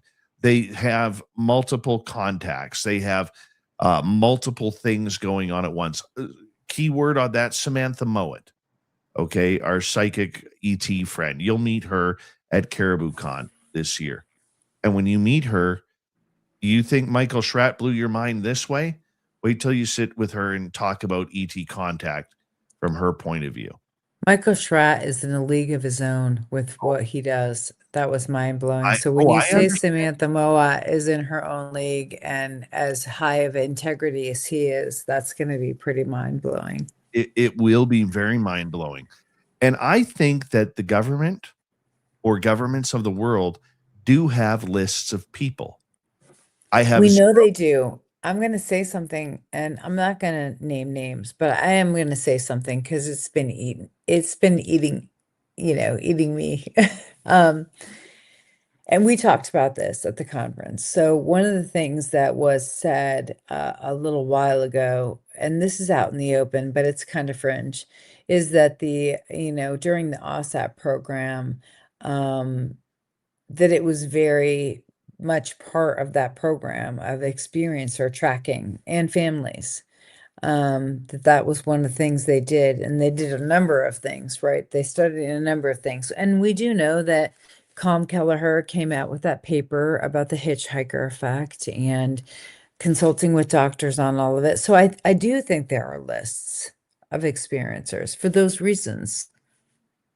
So wouldn't you believe then that there would be the possibility, if this list came out, there's a big possibility of a lot of lawsuits, class action lawsuits that could absolutely stun the entire government? Well, what I heard, this is the scuttlebutt, totally under the radar, but what I heard was that they brought Lou Elizondo into that program to clean up that part of it. The experiencers, possibly unethical stuff that was being done with experiencers, tracking, their families. I mean, so that's one of the things that I heard. So if that is the case, and he was the one to bring in those standards and quality control issues around experiencers, then I don't think those lists will come out. But that would be full disclosure on it. If that list came out. But they won't. That they won't, because there would be so many lawsuits. They won't even be acknowledge the abuses that happen. For example, the Wall Street Journal ran an article about how they used hazing rituals in the military using a UFO program to trick our own service members into believing that they had to sign NDAs and all of this. That was all hoax. We hoaxed our own military service members with the UFO story. So I don't think they're not even going to release the fact that this was a UFO hoax that they used on people publicly, because of the shame of it, they're definitely not going to release experience or names and lists. I don't think. They would open them way too deep to lawsuits. That's civil rights abuses. But we also heard the same, like Anna Polina Luna wants to get into projects like MK Ultra. I know, but look at, if there are any documents left from MK Ultra, which when Clinton came out and said, yes, this is a real program, yes, we did abuses, the CIA ran this program, he said at the time that the files had been destroyed. Now, if those files are still in existence, I'd like to see her try to release him. I really would. That would be great, but I doubt it. I highly doubt it. It will be interesting to see if that comes out. I mean, could you imagine what it would be like to have your name on that list? Well, those of us who have like a genetic connection, a family member who have had this stuff going on for multiple generations. I mean, I've always heard there was a list of us, but they hadn't had all of us yet. But now with Palantir, they can do anything. So we're probably already all in databases and files listed. Palantir can go anywhere. So do you think they're tracking UFO experiencers then? I do believe that, because I was told a long time ago that they have lists of all of us. Yeah. And the way people tell their stories now in the open, talking about them, their kids, their families, I mean, all they have to do is scrub the internet and they get all of us anyway, because we told our stories in the public. So they have us that way. It doesn't have to even be clandestine. Do you think that's why the ETs have maybe backed off? Not as many people having sightings or experiences right now? Some people like Chris Bledsoe are saying he's having huge events in, like North Carolina with a bunch of people coming and they're all seeing orbs. So I think the opposite is true. I think there are people that are seeing stuff now that have never seen something. Let's go to Paramarv. If Donald Trump issues the executive order to release UFO info, what effect might that have in bringing out potential whistleblowers? Well, we know when David Grush came out, there was a huge backdoor scene of people that wanted to support him. Like Matthew Brown talks about that, but Matthew Brown also says there was a huge chilling effect in his office about Grush, and there was they were being shut down. So I think it would prompt more people to come out, because they would feel like that chilling effect had been, like thawing out, or that there would be an air of more receptivity towards whistleblowers and new whistleblowers coming out. So I think we would see more. I think it would have a positive effect. It still comes down to safety, though. What are the rules of engagement for accepting someone's safety? Don't provide immunity to crimes, threats, harassment, murder, and assassination, extortion. These things have all been laid out. Jake Barber laid all of it out to John Estridge, Marco Rubio staffer. He told him all this. And so they're tracking all of that. They need to do prosecutions, no immunity, no amnesty for wet works and those kind of things. Now, there is a huge group of people out there, including famous filmmakers, that are saying we need to provide amnesty for those people, regardless of the crime. I don't agree with that. I don't think that's And in the meantime, where we want to go. no, and in the meantime, we have to also be understandable that the proof isn't going to come out until they release the proof. I talked with a psychiatrist a week ago about the mental health aspect, because my presentation was all about the whistleblowers' mental health being weaponized against them to discredit them, and how we can protect them in the future by standing up new laws and also other things that go outside the law to protect whistleblowers, like witness protection. But the psychiatrist that I was talking to was saying, We need to have disclosure, some form of disclosure in order to change things and make it positive for people, like treatment, therapy, new laws, other kinds of things, building in civil rights. We need to have a little bit of disclosure in order to do that huge shift. And I agree with him. Because right now we don't have it. It's, it's not real. There are people that are credible. There are people that have done whistleblowing, but we still have the government staying silent for the most part, except for a few people who have said this is real. Look We for need Courtney it. Marchesani on X under @Inspired Creative. Create with a TV on the end. Yeah. More With an UFO. 8. All right, the Crypted guy, Christian McLeod, filling in for Robin Haynes. Next, we'll get to Swamp Dwellers well in hour 3. You're listening to Spaced Out Radio with your host, Dave Scott.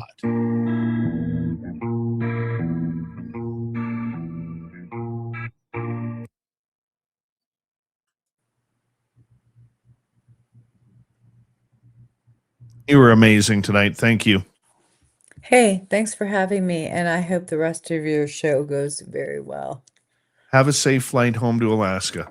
Yeah, I'll be back home on Thursday, so I'll catch up with you later. All right, buddy. Take All care. right, bye. Bye. Courtney Marchesani, everybody. She's amazing. All right, Peter Benton, how you doing? Good to have you here. I'll be right back, everyone.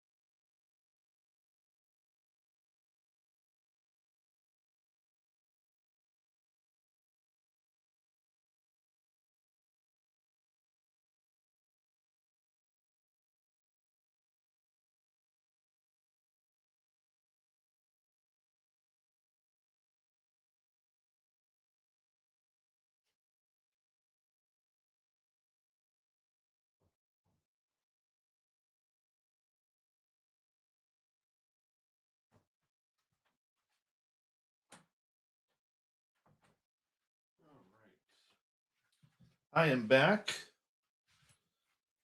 Let's bring in the Crypted Gee. There he is. Right there. You just don't get tired of that picture, do you, man? No, I do not. I told you that it will live with me forever. I understand. Well, you gotta do what you gotta do, brother. Oh, this is interesting. Edward Trowell, who's listening on Facebook, says he saw me on a craft. Edward, type that out more. I want to know more. Let me know about that. That excites me. If there's more than one of you floating out there, that's all we need. Well, who knows? Yeah, Who knows? It's true. Hey, that was a good guest. I liked her. I think she's very, very on some stuff she's dead on, but some of the other stuff I thought she was a little naive. You will meet her when she speaks. Yeah, I saw that. She's very nice. Yeah. She's fantastic. Excuse me. Her and the boss hang out. So we'll go. For sure.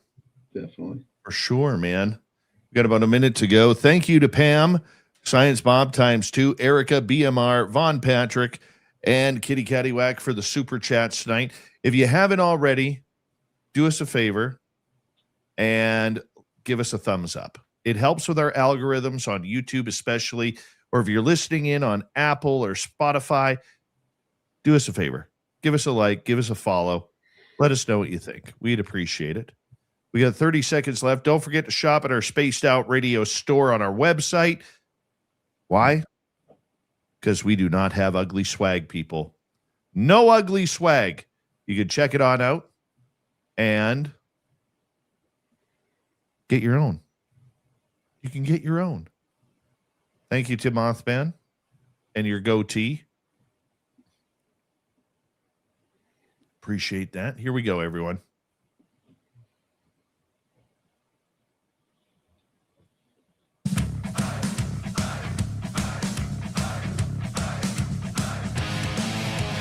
We are into the third and final hour of Spaced Out Radio tonight. My name is Dave Scott. We have Swamp Dweller and Christian McLeod filling in for Robin Haynes tonight on the Crypted Q&A. But first, we want to say hello to all of you listening in on our terrestrial affiliates around North America, digitally on every major podcast network. Our website, spacedoutradio.com, we have a plethora of features for you. Rock out to Bumblefoot, read the news wire, check out our swag as well. You can follow us on X at Spaced Out Radio, Instagram at Spaced Out Radio Show, and on Patreon in the Space Travelers Club. The Desert Clam has set the password for tonight in the SOR Space Travelers Club. Jetatura. Jetatura is your password. Use it wisely, Space Travelers, as the Clam sets the password each and every night right here on Spaced Out Radio. Let's head to the swamp. Hello and welcome to Spaced Out Radio's Swamp. I'm Swamp Dweller, and tonight I'm going to take you on a mystic journey of the unknown, sharing tales of monsters, legends, and nightmares. Welcome to the Spaced Out Radio Swamp. All right, give me just 2 seconds here because it's disappeared. My Swamp Dweller has disappeared. Here we go. Let's go with this one. I have always had a very deep respect for native spirituality, and in all my learning about different traditions and important figures, I never thought I could ever meet a piece of it. I did not even think it was a possibility that these animals were shapeshifters of any sort until I recently was telling my brother about it, and he told me that it might be true.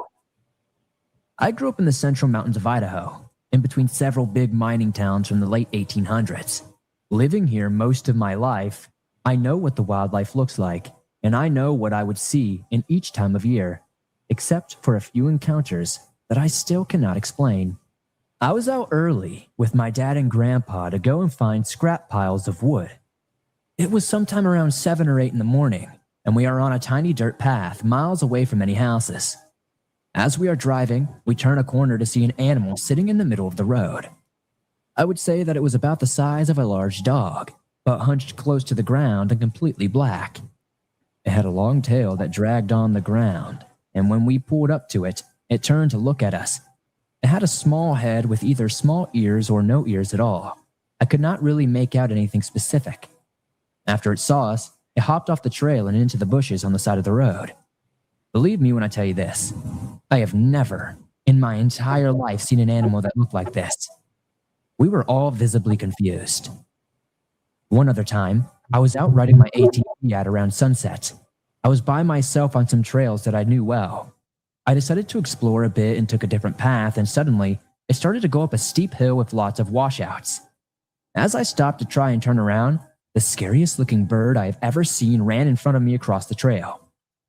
Now, there are a lot of wild chickens, turkeys, etc., but this was about the size of a chicken, but it almost appears as if its body was backward or if it was standing straight up. It looked very skinny, just not like a bird at all. I could not see any visible wings, but it had a longer neck, and its head was bare like a turkey's or a vulture's might. I finished turning around and sped back home. I do not know terribly much about the tribes that would have inhabited this area before the gold rush, but I do know that a lot of violence and death happened because of it, with the historical cemetery having over 100 unmarked graves. If anyone might be able to confirm or deny my theory, I would really appreciate it. I don't know if it was a skinwalker that I saw, but it seems very close in the shape-shifting ways. Thank you, Swampy, for another spooky story. If you want more just like that, head on over to YouTube, type in Swamp Dweller, hit subscribe, ring that bell. We got thousands of stories there for you to listen to each and every day and night. Let's go to the Cryptid Q&A.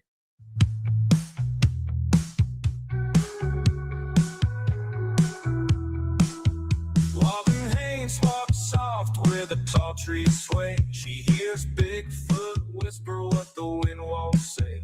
Through the veil of the forest where the wild man plays, the Bigfoot psychic talks to Sasquatch every day. Only on Spaced Out Radio's Cryptid Q&A. All right, filling in for Robin Haynes tonight, who is ailing. We have the cryptid guy, Christian McLeod, coming on in. How you doing, buddy? Awesome, man. Thanks for having me. Well, let's switch topics from UFOs to cryptids, because since you and I talked last, there was actually a big Bigfoot flap in the state of Ohio where there were 6 sightings in a matter of days. People seeing creatures from 6.5 feet tall up to 10 feet tall. And they all seem to start in the northeastern part of Ohio, making their way almost towards Pennsylvania. I mean, what do you think of this flap? I mean, it came, people saw, and now Bigfoot's back in the forest again. Well, here's my question. I was reading a blurb on that, and they said that they're having a Bigfoot convention, or there's a Bigfoot convention happening there in one of those cities. And I don't know if that's true or not. That was something I had heard. But it doesn't surprise me. You know, I'm a firm believer that, you know, these creatures migrate, and it's becoming spring. You know, and you know, Hendersonville, where I live in North Carolina, yesterday was 70. You know, so you know, and all the trees are blooming, and everything's, you know, the flowers coming out. It's springtime. So I think they're just moving on to where they usually spend their summer. I think it's a total normal thing. I would have loved to have seen some pictures and things of that nature if they could have been, but you know, I know how that goes. And the last thing you're thinking about is grabbing a camera when you see something like that. But I think they just saw a family troop. I think that's what they saw. I think that's why it explains the height and size differences. Here's the thing that kind of stuck with me a little bit is the one that was allegedly seen by a lady driving down a lane. And this creature, she said, was very thin, and it was only about 6.5 feet tall. To me, that sounds like a costume, because Bigfoot is not thin. You know what I'm saying? It is. Even if he was skinny, he wouldn't be thin. You know, I don't see an anorexic or a vegan Bigfoot out there. You know, and I agree with you. And with the amount of wild deer, I mean, in northeastern Ohio, that's a lot of forest out there. So, you know, there's plenty of food sources out there.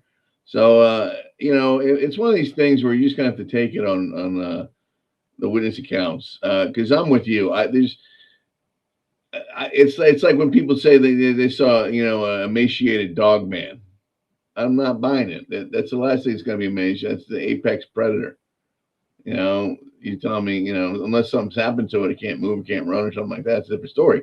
But if it's in a pack, they'll take care of their own. But I'm with you. The descriptions on what they saw, you're not going to get a skinny Bigfoot. It doesn't happen. They're too big to be skinny. They're never going to be skinny. They're thick. The only thing to me that gives this credibility was how many people called the police on it, file reports. Yeah, I mean, but that's really the only thing you can do now. I mean, to get it proven without going into someone's or having an investigator come down. But yeah, I think it's pretty. It's just very interesting to me about the timing and where it all happens. That's the other interesting thing to me. Now, you do mention that you believe Bigfoot is migratory. Mm-hmm. Why do you believe that? Explain that to us. Well, it makes sense. All right, let's just go to Florida real quick here. Right? We're in Florida. Let's just say you're a North American primate, 9.5, 10 foot tall, covered in hair, and it's hot in Florida, real hot. So in the spring, you might choose to go someplace colder. So they just start creeping up the national park system, and they go all the way to Canada, or they follow the Appalachian Trail and go to Canada. Or it's much more comfortable for them. And I'm not saying all of them do. Maybe that's just the type ones. Maybe just the type ones move. I mean, I don't know. Maybe skunk ape. That's usually described as a type 2. They're more inclined for that kind of environment. But let's just say you have a group of type 1s that are just hell-bound on staying comfortable all summer. So the best thing to do is go up to your neck of the woods. There's more food supplies. There's bigger areas, and there's probably more Bigfoots to go and make a little more Bigfoots, shall we say? Spring fever hits. And that probably has something to do with it too. See, I think the reason why I do question the migratory portion of this is because when they sit there, or when they are walking or migrating, that means they're following a food source, obviously. Okay. Or maybe temperature changes. Yet, if they do have some sort of supernatural ability, they really wouldn't need to migrate. Well, and if you go into certain areas, they're seen there all year round. It may not be because of a food source. It might be because they're like you and I. They have a home. I mean, it's possible. It's very possible. And I'm sure there's troops that stay wherever they are because they've got, whatever they need year round, which is a total possibility. But I think there's a large group of in northern Appalachia that they probably run thin on food. Maybe they're around. People think that these people are, or I call them people, they think that Bigfoot or North American primates are just going to stick around one area and that's where they live and blah blah. They've got to move. They've got to follow food. They've got to do things like that. I don't know how far their migratory pattern would be. Maybe they've got a summer home. Maybe they got a winter home. Maybe they just migrate, to avoid the seasons. And then, again, I know you brought up the supernatural event. I'm not a big believer in that, but if they were, maybe those are the ones that just stay because they don't need to migrate. Well, that's the big question is, what are they? We don't know. I still think they're Nephilim. I know Robin doesn't agree with that, but I still think they're Nephilim. I really do. I mean, it's Genesis 6. It says it right there. The giants in those days and after. So I think that's exactly what they are. I'm not buying it. I'm gonna go against the grain with Christian McLeod on this one. And look, I know that's gonna make you feel and look a little bit sour, but I mean, you have to. I guess the reason why is because of the two incidents that I had. Okay, the first one was when I saw the pixelation standing by a tree. And it just like when you pixelate someone's face you see the news team will pixelate someone's face to protect their identity, Mhm. you know, and that's what it looked like. And it was right from the bottom of the tree up to about 8 feet high. And then within about 45 seconds to a minute of that, close by that tree, we got roared at. And that scared the living hell out of us because we were only a couple hundred feet away, which is very short. Oh yeah, people. That's nothing. Distance wise, that's nothing. Absolutely. I'll tell you, the four of us that heard that shuffled our butts off inside the house really, really fast. Yeah, well, that was smart. Right. And the second time was when we had our sighting in 2022, different location, this time up where I live here at one of our Sasquatch spots where we saw the 10-footer, where he was standing there in that classic Sasquatch pose. And then a little bit, couple minutes later, it was like he kneeled down and then he vanished. He was just gone. We don't know how he left. And when I look at those two situations combined with what I've heard from other people, it just cannot allow me to rule out the fact that there could be something very, very unique with this creature.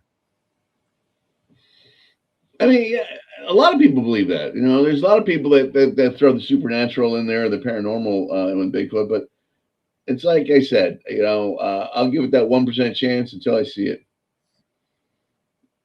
That's all I'm saying. And I've had plenty of run-ins with things in the woods. You know, if Dogman, you know, doesn't have any paranormal capabilities that I'm aware of, or I've seen, or I've encountered, you know, then what makes Dogman so much different than Bigfoot? What would be the quintessential difference between their DNA? You know, what would make them different? You know, so I always throw that in there too. And Bigfoot's the only one you ever really hear anything paranormal about. But is it paranormal because they're such a good? They're so well camouflaged. You know, they disappear 2 feet into the woods. That's it. That's all they need. You know, we don't know what their hair does. We don't know if their hair could be like polar bears. It could bend light. We just don't know. You know, and the people that do know aren't going to talk about it. So it's just one of these things where until we're more informed or we have more answers and questions, we're just never going to know. I'm not disagreeing. I believe you saw what you did, Dave. I believe you saw what you saw. There's no doubt about that. But I still think there's some kind of logic behind it. I still think there's some kind of, you know, there's some kind of, maybe it's not a natural cloaking ability, but maybe they're just so well adapted, you know, at blending in their environment, they just disappear. If you look at like, you know, when you see digital camouflage, you know, and you look at it, you think that's ridiculous. That's not going to work. But the second that guy takes 2 feet into the woods, he's gone. You know, it could be something like that. We just don't know. But like I said, man, I'm not going to say it's not possible. It's anything's possible. But I'm just more inclined to believe they're on the more biological side. Could there be some supernatural elements of it? Of course. You know, that could explain a lot. But until I see it, you know, that's right. And you are right about polar bears. You know, they're not white. Their skin is actually black. Yeah, people don't know that. And their hair is translucent. It's pigment free and it's hollow. That's why they're able to dry so fast. That's why their hair doesn't soak up water. And deer are like that. I believe cows are like that as well, where they can stand frigid temperatures because the moisture doesn't get down to their skin and the hair doesn't absorb it. Well, I mean, and that's natural. So, I mean, who's to say nature didn't do something for them? Oh, I would agree. Again, I'm not saying you're wrong. I'm just saying we don't know. And there's so much, you know, it's like your prior guest, you know, it was very informative, but I think a lot of it's, you know, the lot of thought process about disclosure is very naive. I'm with you. I agree with you 100%. They're never going to release what they really know. You know, and it's the same thing with Bigfoot. We're not going to know until it's way too late.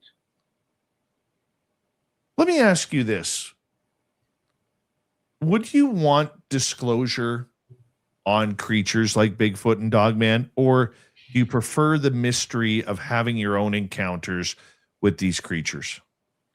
The problem, you know what, Dave, that's such a good question, because the truth is, it's one of these things where I see both sides of that. You know, I can understand both sides of that question. Is part of me wants to say yes, but the other part of me is very realistic and say no. Because the second we say, okay, this is out there, blah, blah, blah, first thing they're going to do is you're going to have all the hillbillies going out there looking to shoot these things or get a trophy, or you have your high-end hunters that, you know, it'll be some kind of like movie thing where some high-end rich guy wants to go collect a couple of new corpses for his taxidermy and stuff like that. And that'll happen. You know, that's going to happen, especially if they come up and say they're real. It probably already has happened. But the other part is like, you know, maybe if they leave things status quo in time, they're just going to have irrefutable evidence. I don't think the government's going to, any government, and that goes for America, Canada, South America, Russia, China, Indonesia. I think somehow, you know, everyone came into agreement and said, all right, we're going to cover this up because it's going to be too much of a cluster if we have to explain this.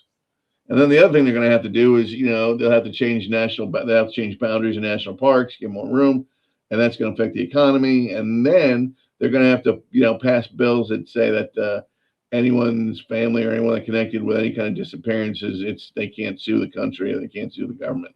You know, it's the same thing Clinton did when he passed that bill for Area 51 that anyone worked there can't sue.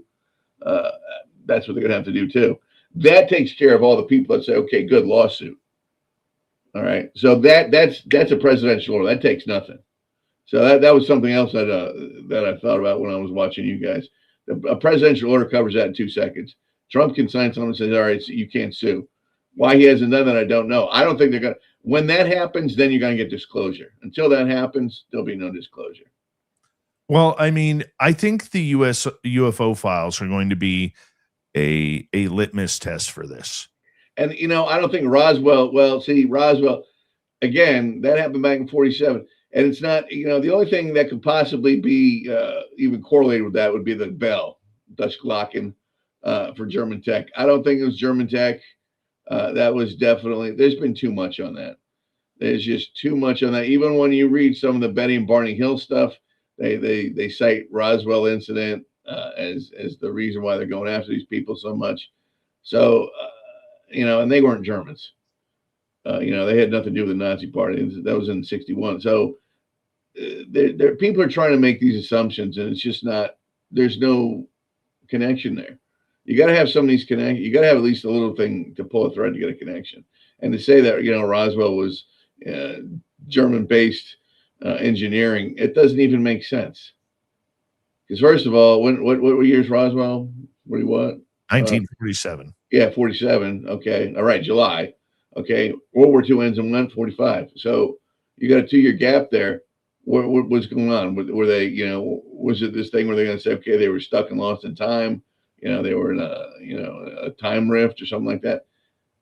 It's not washing. It's not feasible. So I think if they ever do talk about Roswell, it will be, you know, full disclosure. And I got to go with, you know, Lieutenant Corso's book, The Day After Roswell. I have been saying that I stand by that. As far as I'm concerned, that is the template of exactly what happened. And once you read that book, you're going to read it more and more and more. And you're going to be like, man, this is exactly, he has laid this out. And he did that years ago. He did that in the 90s when the book came out. And it's the day after. And that's one of the standards I use, because I believe that's exactly the way it's going to shake down. And not only that, he tells you point blank, there's more than, you know, it's not just aliens, it's aliens, you know. He tells you point blank, there's more out there, you know.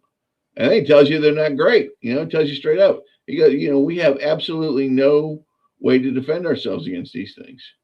Even with all the technology we have today, we still can't defend ourselves against these things. So, yeah, they're gonna write the book they want us to read. That's all we're gonna get to read. And here's the other thing: if you actually had full disclosure, let's be honest, what would that do to society? I don't know. It would.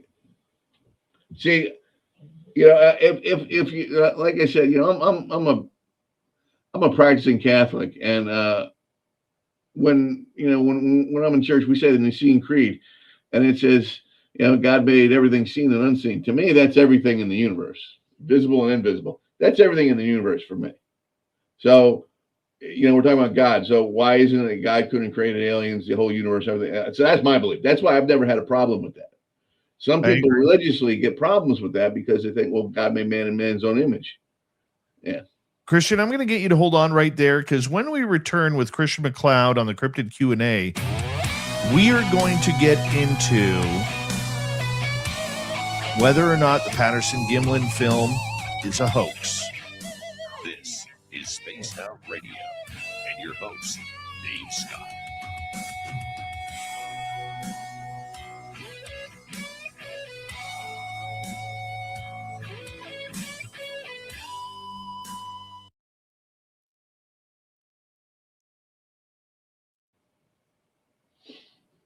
Did you get that shirt from your grandpa's closet there, or what? Man, this is old school, baby. First of all, this Big Trouble in Little China.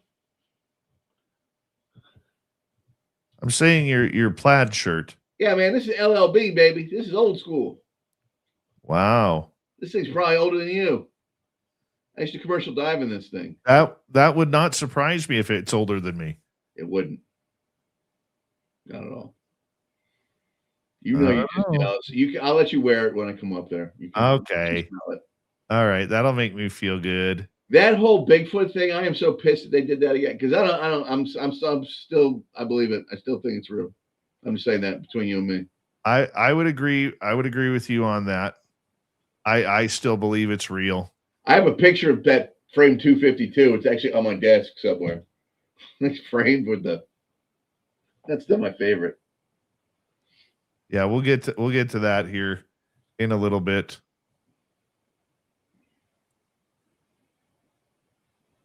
Man, boy, did that stir up a shitstorm. I don't even know who was in charge of doing that. That was just done by some group. We'll get into it when we come back, because that'll eat up the next segment. Okay, cool. Yeah, I'll be right back. Get another beer. You want anything? Do you want anything? Yeah. Yeah. I'll get something. What do you got? What's on tap tonight? Guinness. Yeah, no, I don't like drinking tar. I'm gonna tell you something. This is all you need. It's turning into a sexual Tyrannosaurus, just like me. It's all you need. Yeah, with short little arms. Yeah, do me. That's all you need to push-up, minute push-ups. You wait. Eventually, Guinness is going to come knock on your door and say, "Hey, listen, we want to sponsor you," and then we'll see. All right. You know I'm right. All right. Okay.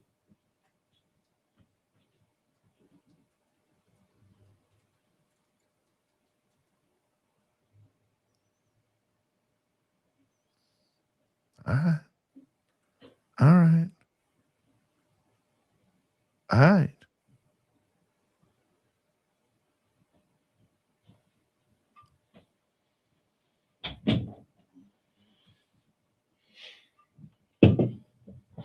Where's the missus tonight?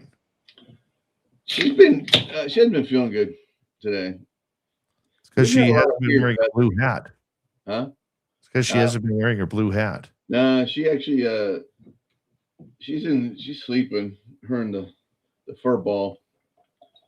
So Joe is saying for Christian, in the movie Big Trouble in Little China, Bigfoot attacks Jack Burton's semi truck at the end. I love that.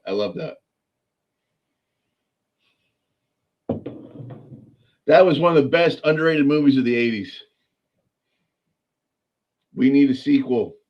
Oh my goodness. If I go back to the 80s, what would I say that movie is? Underrated. Probably John Cusack's Better Off Dead. I love that movie. $2. $2 plus tip. Oh man. I want my $2. He's going down the ski slope. That's the best. I should do a t-shirt of an alien or a Bigfoot chasing a person. I want my $2. No, that'd be awesome. I don't know if that'd be infringement, but Remo Williams was good too. Oh, the 6 demon bag, yeah. Remo, oh yeah. They were supposed to do a bunch of those and they didn't. Tyler, how you doing? I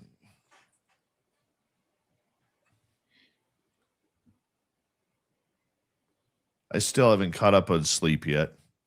I took a nap.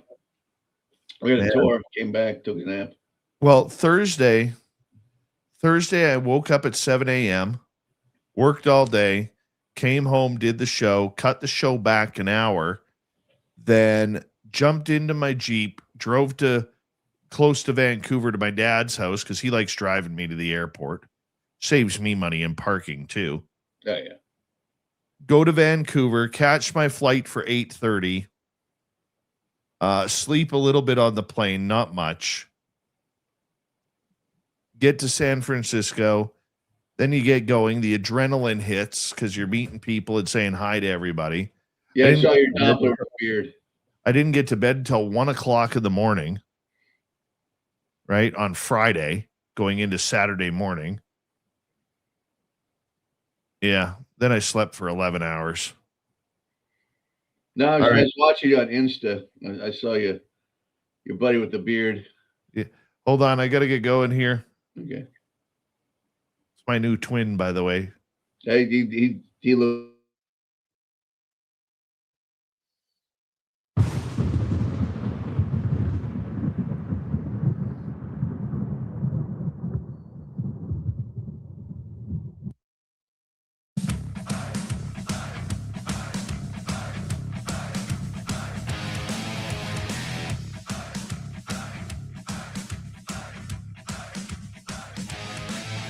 We are into the final half hour of Spaced Out Radio. My name is Dave Scott.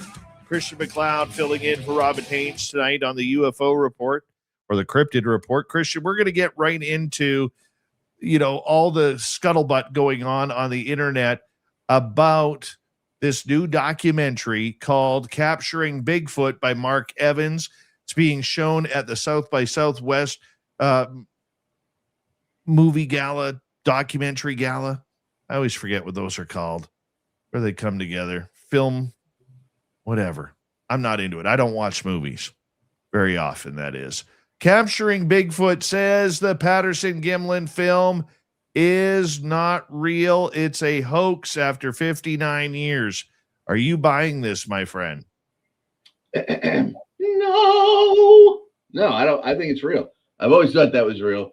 I don't know what their end game is for saying all this, or why they're even getting into it.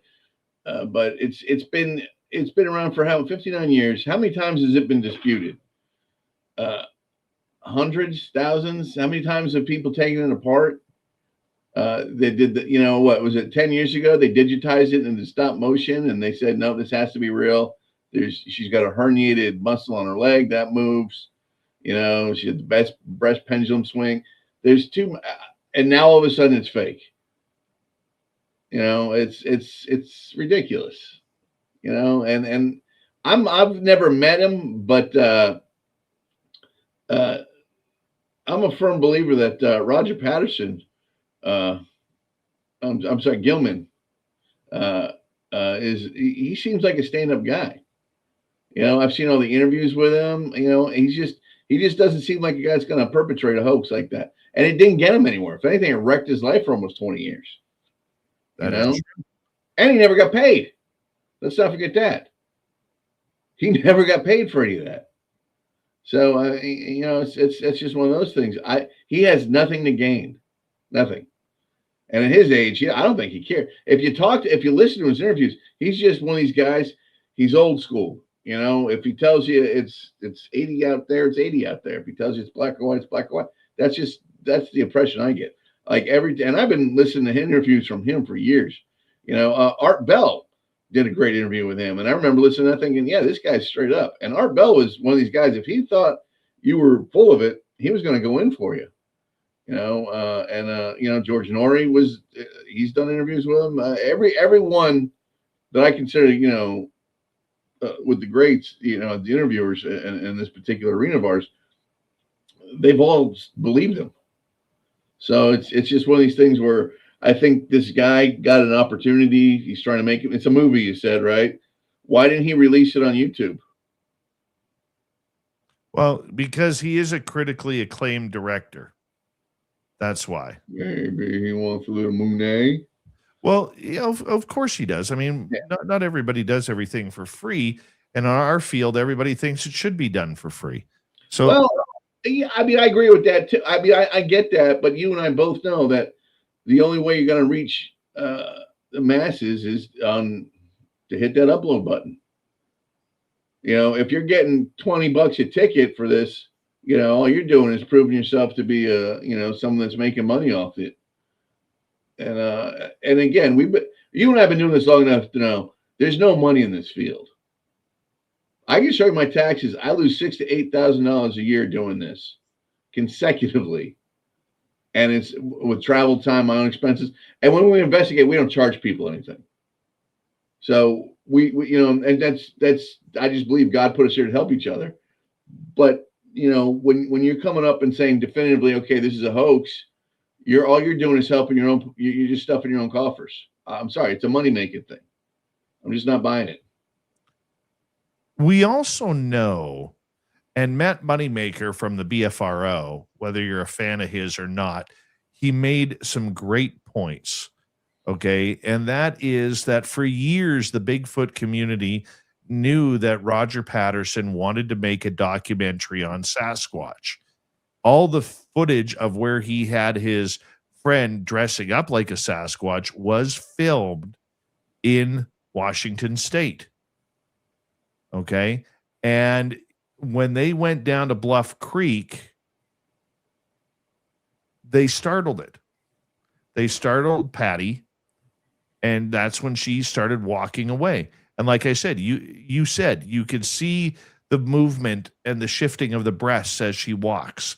You could see the muscles protruding from her. And remember, she was taken. There was a family unit, and when you listen to the whole story, there was dad and two kids, and for some reason, mom was the decoy. Dad grabbed the two kids, and he booked. Everyone seems to forget that too. Patty wasn't the only one. Now that wasn't filmed, but that's what happened. So there's more than one creature here, and no one ever talks about that. They had the footprints from everything. They had all that, and they still do. Why they're doing this now, again, almost 60 years after the original filming, again, it's just, to me, it's a moneymaker. That's all it is. It's a money-making event. It's it. And, I have never had a problem with the way people, try and make money out of this. I've never said that. I personally won't do it because I just find it in low taste. But there was a little note up there that said, that Roger Patterson or Bob Gimlin was selling footprints for $20 each. That's a good deal. Well, number one, for plaster, because plaster is expensive. But the guy's just trying to make some money, and look at how old he is. He's pushing 90. I mean, this is what he's known for. So I'm not saying that everyone isn't allowed to make a hustle a buck. I'm talking about when you're in our specific area or arena. When we're investigating, we're trying to find things, we're consulting for people, we're trying to help them out. I just don't think that's fair to prey on people. That's the one distinguishing thing I make between people that do that and sell T-shirts. If you want to sell T-shirts, I sold T-shirts. I just didn't make any money on them because I ended up giving them out. Here's the big thing. I believe that the reason why this is all coming to fruition is because I believe it's Patterson's granddaughter stated that she had a 16 millimeter film that she wanted this guy to look at. And that's where they got the video allegedly of the gentleman in the suit. Is it Heronomous? Yes. It is Heronomous. Okay. Yes. I don't buy that one. I think you're right. I think they were going to do a documentary. They filmed that. That's been explained. And I guess the creature outfit it's the one made out of horsehide. Yes. And they put the shoulder pads in there, and okay.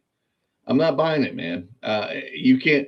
If you took a picture, you take a still of Heronomous and then put a still of Patty next to each other, you're not going to see any differences. They're not the same. They're not even close. Not even close. Not even close. So it's one of these things where, it's, Yeah, a big guy with the limp. Yeah, that was Heronomous.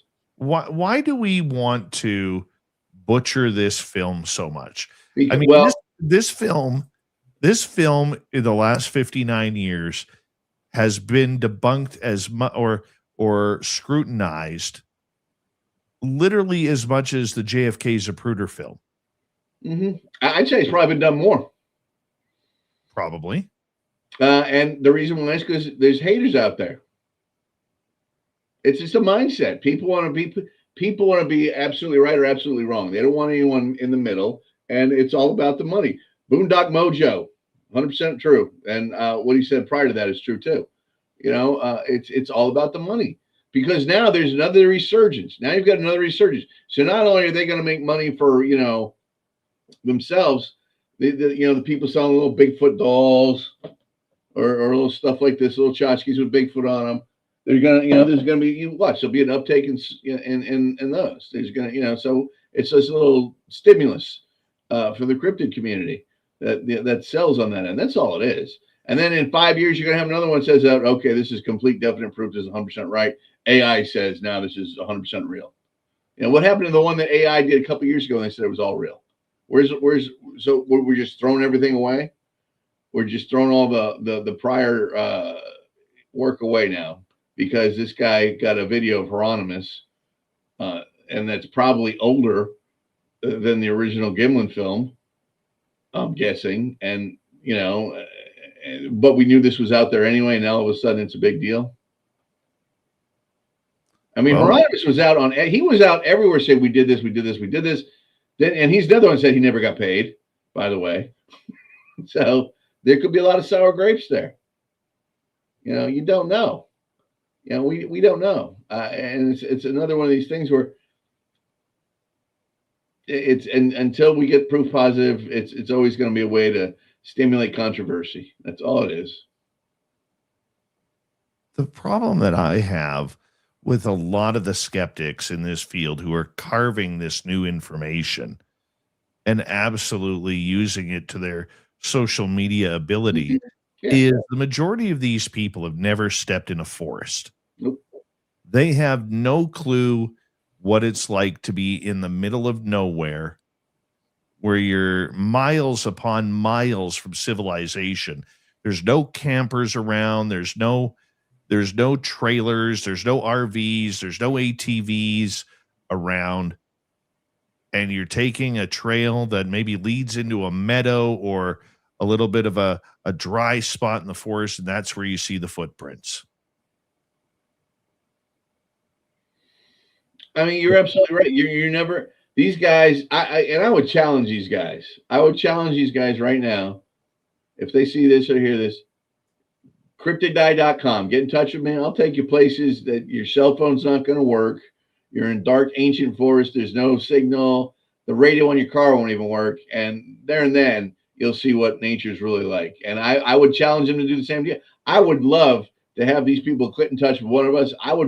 My first thing was, okay, we got to go and we got to go meet Dave. We got to go fly to his area, and then we'll bring you down here and you come to my area and we'll show you some stuff that you won't believe. And then we'll see something different. They wouldn't last 10 seconds. These guys, he's going to wear wingtips into the bush. You watch. That's the kind of guy that's going to do that. Well, he's going to wear wingtips in. He's going to wear a suit, thinking he's going in the woods. But you also got to realize too that a lot of these people do not understand nature's environment. No, they don't, and that's why but see, they're not. They're making these blatant statements, but they don't have all the information. They're solving the equation without the variables. You can't do that. You need all the variables. You need everything, and they're just not doing it. Outside of the Patterson Gimlin film, there are not many films out there that depict Sasquatch at all. I mean, there's a couple, but not a lot of footage. Why, to take on one of those skeptic answers, why do you think with all of the technology today, with cameras, everybody carrying a camera, I mean, people have been carrying recorders around prior to the iPhones and cell phones having cameras. People were carrying them around. Why do you think outside of the Patterson Gimlin film or the Freeman footage that we really haven't got much quality? I mean, I can only answer what I know, and I'll tell you something right now. I've been out there, and I think I'm pretty. I've been doing this for 27 years now, going on 28. That's a long time, and in that time, I've seen some things I just can't explain. And in that time, I've also wished I had the forethought to start hitting the record button. But sometimes when you're out there and you see these things, or they show themselves to you, or you're witnessing something, the last thing you're thinking of is hitting that record button, because at that point it's life or death in your mind. You just don't know. Am I going to live? Am I going to die? What's going on here? You just don't know, because there's so much going on. That's why I like the little GoPros. They're constantly on. But I think part of the reason is I think the footage is out there. I just think it disappears. I think the government, and call me conspiracy theorist, because I take that as a compliment. But I think the government has an idea who's around everywhere. I think they have satellite tracking on them. That's just guessing. But I think they know when someone's coming close, so they know if there's a possibility where they can get filmed to get evidence. And I think they interfere. I have personally had, I'm not going to tell you, I've gone through 5 computers in the last 4 years that have been fried. And when I take them in, they look at me and go, "What did you do this? We've never seen this." I've had forensic computers analyze it and look at me and go, "I've never even seen anything like this. Every bit of your base programming is gone. Everything off the hard drive is gone. There's nothing here. How'd you do this? It's completely wiped. There's nothing on it." I didn't do it. I had it done to me several times. It gets to be a pain in the neck, but that's just a glimpse of the technology that's working against you. So I think even if you do get something if you get proof positive, even if you're walking out of the woods, you're all proud of yourself. Someone knows you were out there, or some agency knows you were out there, and the chances of you walking out of the woods with anything good, very nil, very nil. I think that's the biggest problem, because when that happened, when this film got taken place, when they got Patty, that was what they set the standard. We're like, "Oh, we got to come up with a way to make sure this doesn't ever happen again." And they've had plenty of time to do that, and now the technology's there. So I think that's another thing.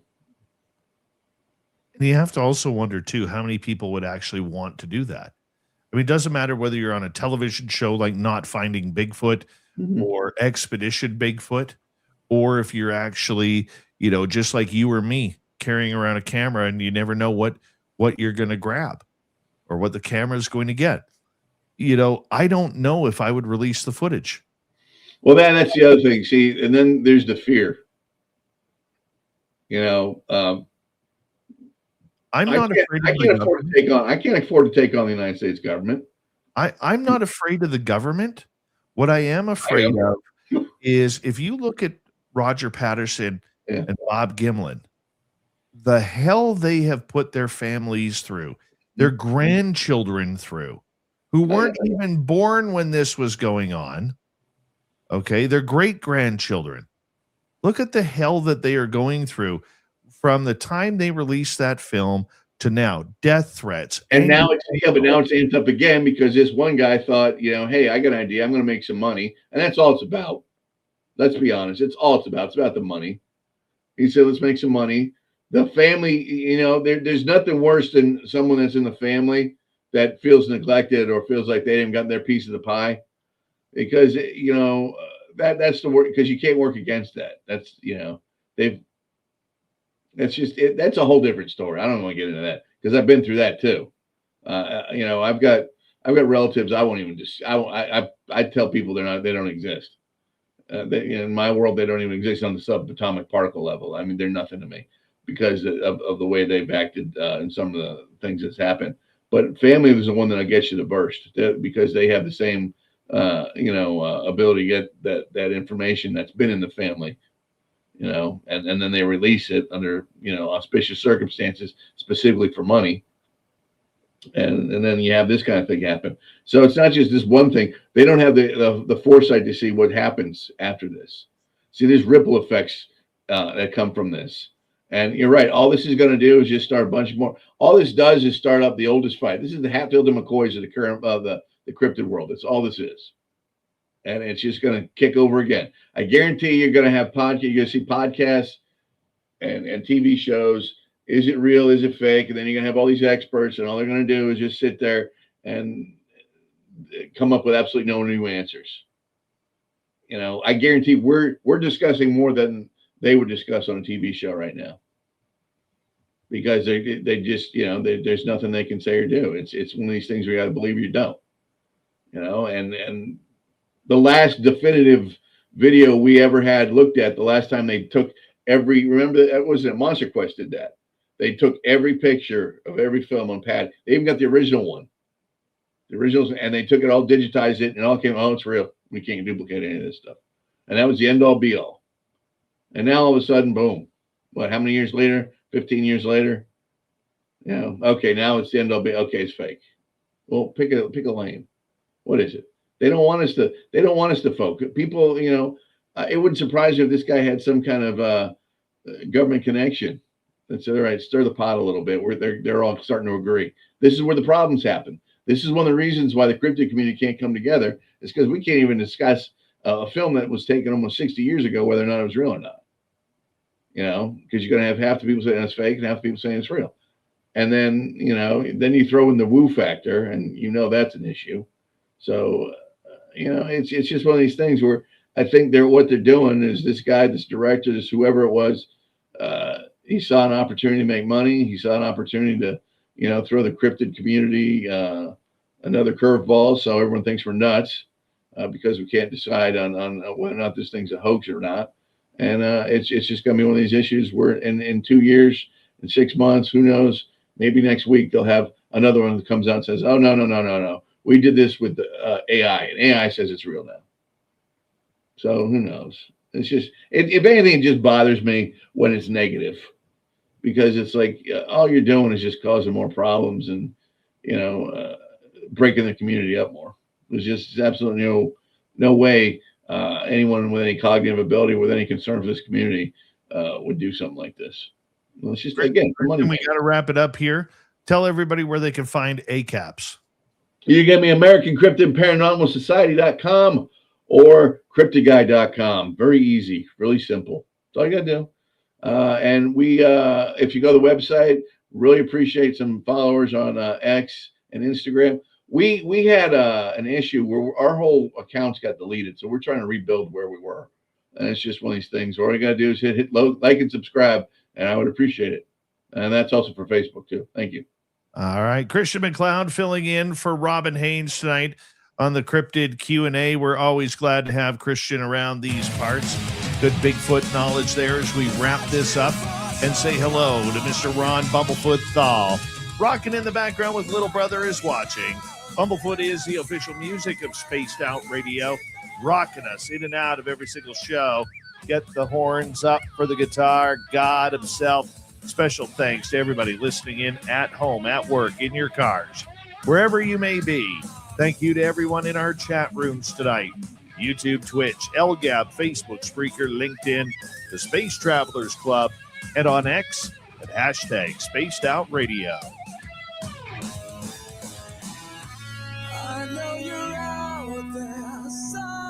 Remember, this show is copyright by Spaced Out Radio and Bigfoot Broadcasting Limited.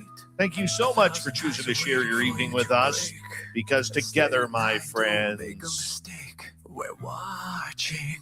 We own the night. Mr. Bumblefoot, we need a favor. We need you to take us home.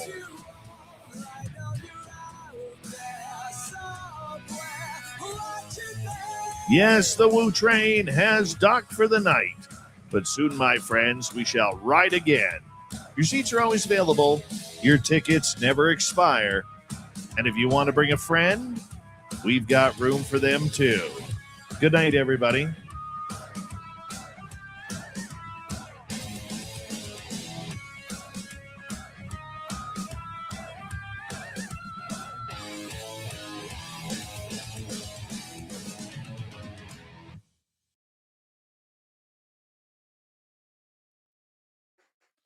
Would you look at that? Would you look at that? And that was on the front lawn where I lived. I was struck by lightning when I was 14. Are you taking a call right now? In the basement of our house.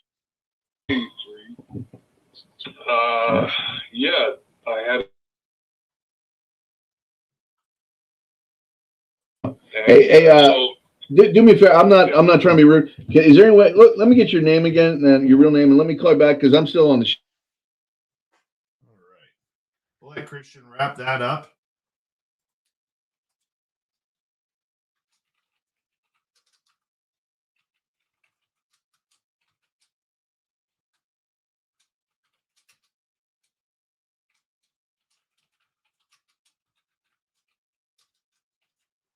All right. Bear with me, Christian. I'll be right there.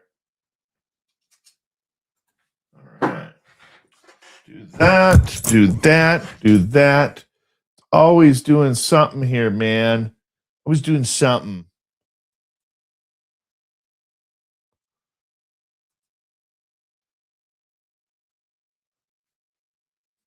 Yes, don't forget to leave a comment after the show so that way we can see what you think.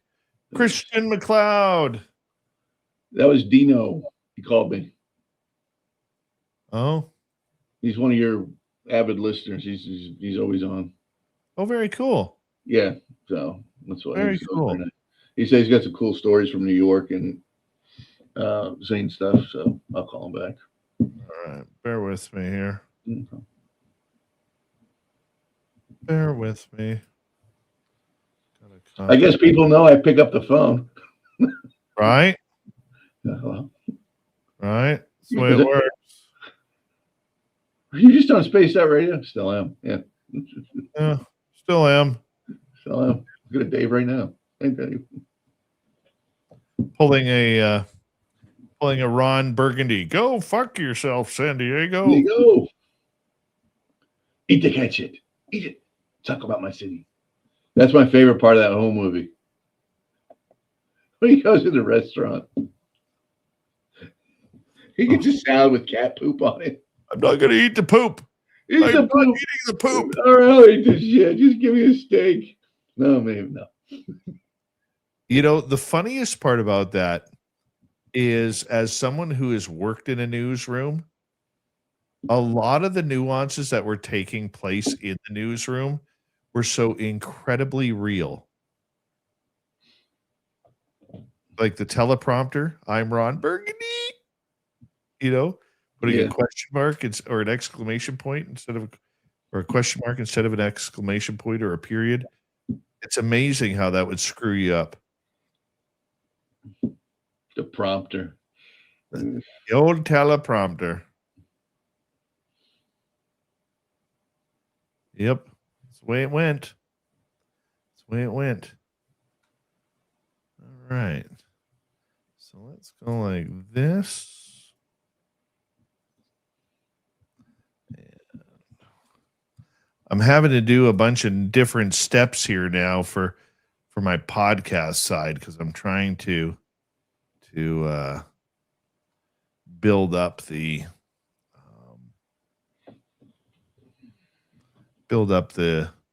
followers, and I got some really good tips on that recently.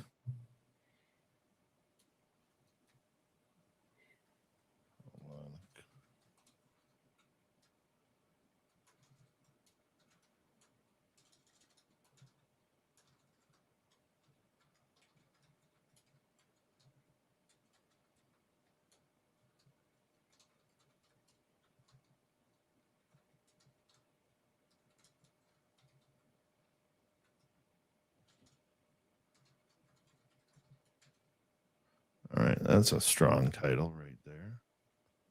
Strong title. Good game right there. Oh, shit, I forgot to put the picture in. Got to put the picture in. Where do I put the picture? Oh, it's already uploaded. It's already uploaded. And one other thing I need to do. Where is it here? Now I need to find it. Give me a couple seconds. Give me a couple seconds. There it is. I'm just going to put a reply on that. So that way it goes to my drafts. And put in these keywords.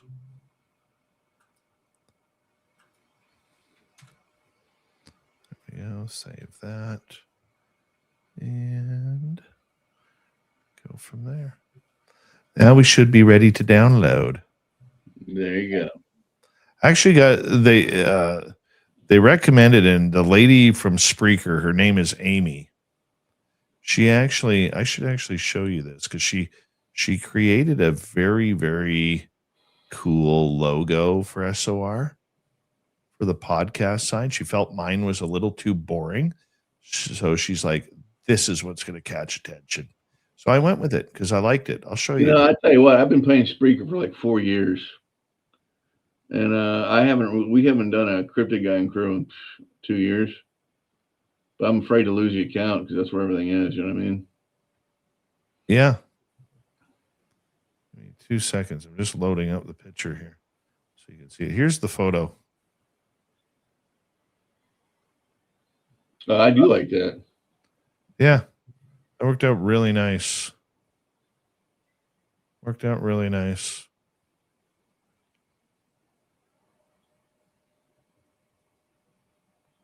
I liked it. Yeah, it's cool. I liked it. All right. Let me go here. Let's put that there. For the rest of you, tomorrow night on the show, Lorian Fenton is going to be here. We're going to be talking UFOs again. More whistleblowers, get her thoughts on everything after UFO Con. It's going to be a great show. I know the other shows right now are not posted. Normally I do those on the weekends, but the San Francisco thing just really screwed me up when that happened. So I didn't get an opportunity to get that done. I will be probably posting them day by day. So just be patient with me on that one. I would appreciate that. And we'll get everything else going here very soon. Thank you to our super chatters tonight. Kitty, Vaughn, Science Bob ×2, BMR, Erica, and Pam Harris. We love you guys. Thank you very much for your gracious support. And we will see you all tomorrow night. Christian, you hold on for a few minutes. And we'll see you all tomorrow night, everybody. Much love.